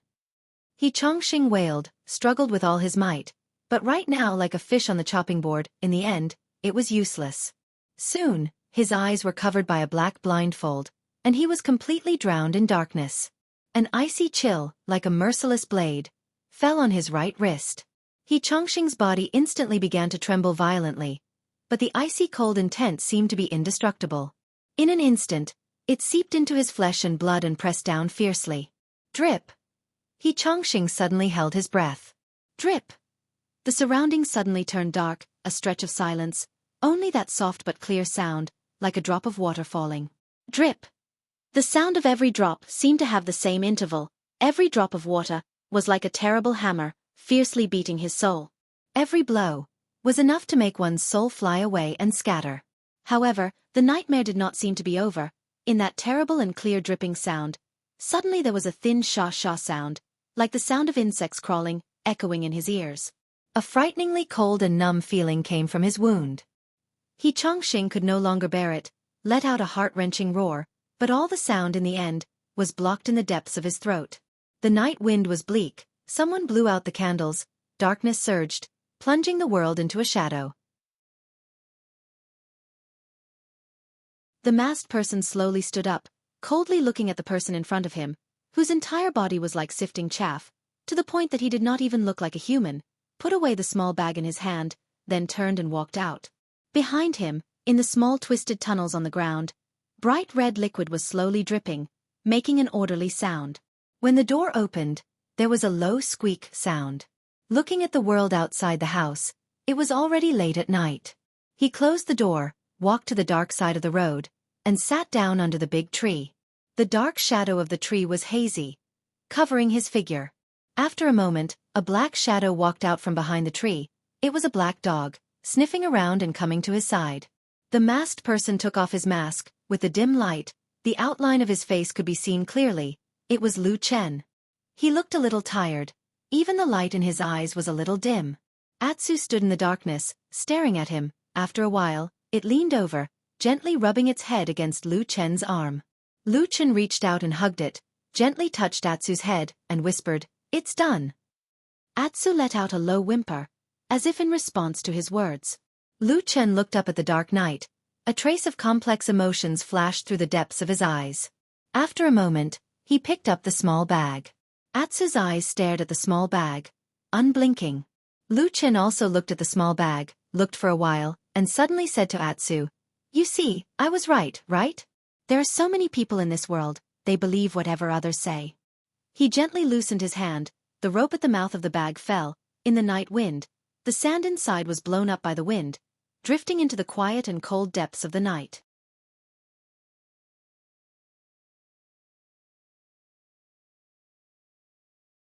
Chapter 141. When the morning light shone, Lu Chen walked out of the door, yawning. Together with many other servant disciples, he walked towards the direction of the fragrance garden. Along the way, he met many fellow disciples he knew, and they greeted each other. One or two of them who were more familiar with him even joked with him. "Did you not sleep well last night?" "I didn't sleep enough. I work every day. I'm exhausted." Lu Chen shook his head and sighed. The servant disciples beside him all nodded. It seemed that everyone felt the same way. The various rules of the Kunlun party, such as squeezing the servant disciples and worshipping the talented ones, had long been an open secret. But no matter what, the Kunlun party was still a righteous sect, and it would still give the servant disciples a little hope. As long as one's luck and talent were all there was still a chance for them to make a name for themselves. The hope was small, but the beauty of immortality was enough to make people willing to fight for it. They chatted along the way, and when they reached the fragrance garden, the sun had already risen and shone on the vast herb garden. The wind that blew against their faces also brought with it the unique fragrance of the fragrance garden. Many servant disciples were like diligent bees, flying to their own spiritual fields. Lu Chen also walked among the crowd and came to the place where the eagle fruit tree was planted. When he stood on the ridge beside the spiritual field, he could not help but look up at the sky. The sky was bright, and the sun was bright. It was a good day. The rest of the people soon arrived, and after a while, Melaleuca japonica and Lin Shang, the two Jin Dan friar, also arrived. Just as everyone was about to start, Lin Shang, who was calling the roll, suddenly frowned and said loudly, "Wait a minute, one person is missing." Everyone stopped in their tracks in shock and looked back. Melaleuca japonica was also a little surprised, and said, "Such a good opportunity, is there still someone who doesn't know what's good for him? Who is it?" Lin Shang looked at the list in his hand, and then looked at the servant disciples standing there, including Lu Chen and the others. After a moment of silence, he said to Melaleuca japonica, "A disciple named He Chongxing is not here." Melaleuca japonica snorted and said, "He doesn't know what's good for him. Forget it. Ignore him. We can't let so many people stand here and wait for him. Let's start." This was completely reasonable, and Lin Shang had no objection. He immediately ordered everyone to go into the spiritual field to cultivate the eagle fruit tree. At the same time, he looked at the path they had come from, and a trace of displeasure flashed across his face. Yen Luo was the one who had called for this, but he was the one who had chosen these servant disciples. Now that He Chongxing was absent for no reason, even though Yen Luo had no intention of blaming him, this situation was a slap to his face. Lin Sheng thought that when this guy came later, he would definitely give him a stern lecture. As for the one who was selected in the end, it seemed that he could not choose this guy. Lin Sheng thought so in his heart, but he did not show it on his face. He just turned around and looked at the busy disciples in the spiritual field. Lin Shang's idea of giving He Chongxing a good scolding never came true, because He Chongxing did not come for the whole morning. By noon, Lin Shang's face had begun to turn a little pale, and everyone except for Melaleuca japonica secretly distanced themselves from him. In the middle, Melaleuca japonica turned her head to look at him again, but she did not say anything. Arranging the management of the servant disciples was Lin Shang's job, and it was fine for her to say a few words, but if she interfered too much, it would be crossing the line. Another hour passed, and Lin Shang finally could not stand it anymore. He called for a disciple on guard beside him and ordered him to find He Chongxing. At this moment, Lin Shang had already made up his mind. If He Chongxing could not give a good reason when he came, he would deal with him on the spot and chase this audacious servant disciple out of Fragrance Garden. The disciple on guard received the order and left. The surrounding people, including the busy servant disciples in the spiritual field, were also secretly paying attention to this side. Some of them did not make a sound, but there were also a few who had smiles on their faces. It seemed that they were glad that they had one less opponent. The quiet mountain breeze blew through the herb garden, and the sunlight from the sky seemed to be gentle as well. After less than an hour, the commotion suddenly came from outside the grass garden. The noise seemed to come from afar, but because it was too far away, it could not be heard clearly. However, there seemed to be a few shrill screams mixed in, and then it quickly spread towards the flowing fragrance garden. At the edge of the spiritual field, Melaleuca japonica and Lin Shang had the highest level of cultivation, so they were the first to notice a trace of abnormality. They turned to look at the same time, And not long after, they saw the disciple on guard rush over with a pale face. He suddenly threw himself in front of Lin Shang, and then with a look of horror on his face he stammered, He is dead. What? The news of He Chongqing's sudden death spread in the blink of an eye in Fragrance Garden. At first, everyone was still surprised, but very quickly, many people felt that something was not quite right. The Kunlun party suddenly sent a lot of people to directly seal off the area, forbidding everyone from approaching He Chongqing's house. Lin Shang and Melaleuca japonica were the first to arrive at the place, but they did not come out from the house. In the afternoon, the two Yuanying Zhenren of Baichao Tang, Qian Deng and Ming Zhu also rushed over, and walked into the house with a solemn face. A little later it was dusk, and under the countless watchful eyes, the head of Kunlun, Zhenren Idle Month, also came over with a gloomy face. In the huge Kunlun party, it seemed that a storm was coming. All kinds of rumors spread wildly in the Kunlun party. About what happened in the house, why the usually inconspicuous disciple suddenly died, and how it could attract the attention of so many powerful high-level Zhenren. There were countless versions of answers to these questions. Some said that the disciple had been squeezed too much, and the pain was unbearable, and he felt that his future was hopeless, so he committed suicide in despair. Someone scoffed and sneered. What do you know? It's clear that the guy was bullied a few days ago, and he couldn't take it anymore, so he died. As for who bullied him, there were only a few bold and evil people in the Kunlun party today. Think about it yourself. Anyway, some people did things in a disgusting way, so be careful of retribution. Someone else said with certainty that the reason why it attracted the attention of so many Zhenren was that the situation in the house was too tragic. The house was full of blood, and it was a horrible sight, like hell on earth. Someone next to him asked, how can a person commit suicide to make the house and the ground covered in blood? Then there was a bout of racking their brains to think about it. In the evening, the news gradually became clearer. There was indeed a murder in the house, and someone died, and the deceased was He Chongqing. He Chongqing died a very, very tragic death. But as for how tragic it was, none of the people who did not enter the house could tell. None of the people who entered the house wanted to speak. At most, they would say the word, tragic, with an ugly expression on their faces when they were cornered. When night fell, the Kunlun party had surrounded the house and the surrounding area of dozens of feet. The other disciples who lived in the surrounding area had all been carefully questioned, and after confirming that there were no suspicions, they were arranged to stay. As a result, the place that had been bustling yesterday was as deserted as a ghost town today. Lu Chen lived very far away, so he was not affected, and no one came to question him. So when it was dark, he stayed alone in his house, let Atsu lie on his lap, and began to help it untie the cloth. The blood-stained white cloth was thrown aside, revealing the hideous and ugly wounds. From time to time, Atsu's body would twitch in pain, but most of the time, it still endured the pain and lay there obediently. Some of the wounds were almost healed, so Lu Chen did not care anymore. He only replaced the most seriously injured parts. It seemed that less than half of Atsu's body was still wrapped in white cloth, and it seemed to be more pleasing to the eye than before. But it seemed to be a little uglier, because now Atsu only had one eye and half a tail. When it stood, its limp was getting worse. Only the terrifying scars on its face seemed to add a little more murderous aura to it, making it look a lot fiercer. It's almost healed. Lu Chen looked at the black dog in front of him, then patted its head and said softly. Atsu responded to him and wagged its tail. Lu Chen looked at it and saw that half of its tail was wagging, which looked a little funny and weird.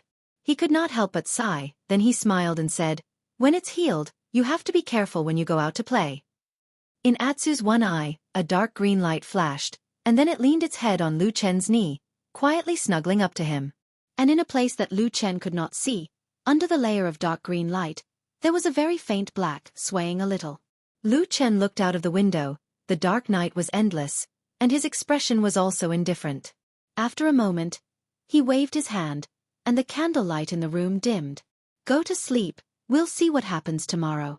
The next day, it was still a good weather. The sun hung high in the sky, it was clear and cloudy, the sky was bright, the universe was bright. However, a shadow had already shrouded the Kunlun party. Updated news came out. It only said that a few Yuanying Zhenren, led by Zhenren Idle Month, were furious. The reason was, in that house, he Chongqing, who died a horrible death, may have been killed by the people of the Devil Sect of the Three Realms. This was the first time in decades that the Devil Sect killed so brazenly in the Kunlun Mountains, and they showed their horses and carriages, directly revealing their identity. Of course, this was undoubtedly a painful slap in the face of the entire Kunlun sect. How could the idle Moon Immortal and the others not be incomparably furious? While he was dealing with Yi Chongqing's funeral affairs, he was also cursing the person in charge of the patrolling guards until his face was covered in dirt. When the head of the Heavenly Soldier Hall of the Kunlun Party, Dukan Zhenren, was summoned to Zhenren Idlemont's place, he saw a few Jin Dan Friar, who were usually high and mighty, retreating with a pale face. Zhenren Idlemont seemed to still be angry. His face was livid. He only nodded when he saw Dukan Zhenren, then he did not say any empty words. He directly asked Dukan Zhenren, "Your disciple, how is he now?" You're tuning in to the Xiaofan's Wuxia Tales YouTube channel. Don't forget to subscribe and join us on this journey to catch the most captivating stories.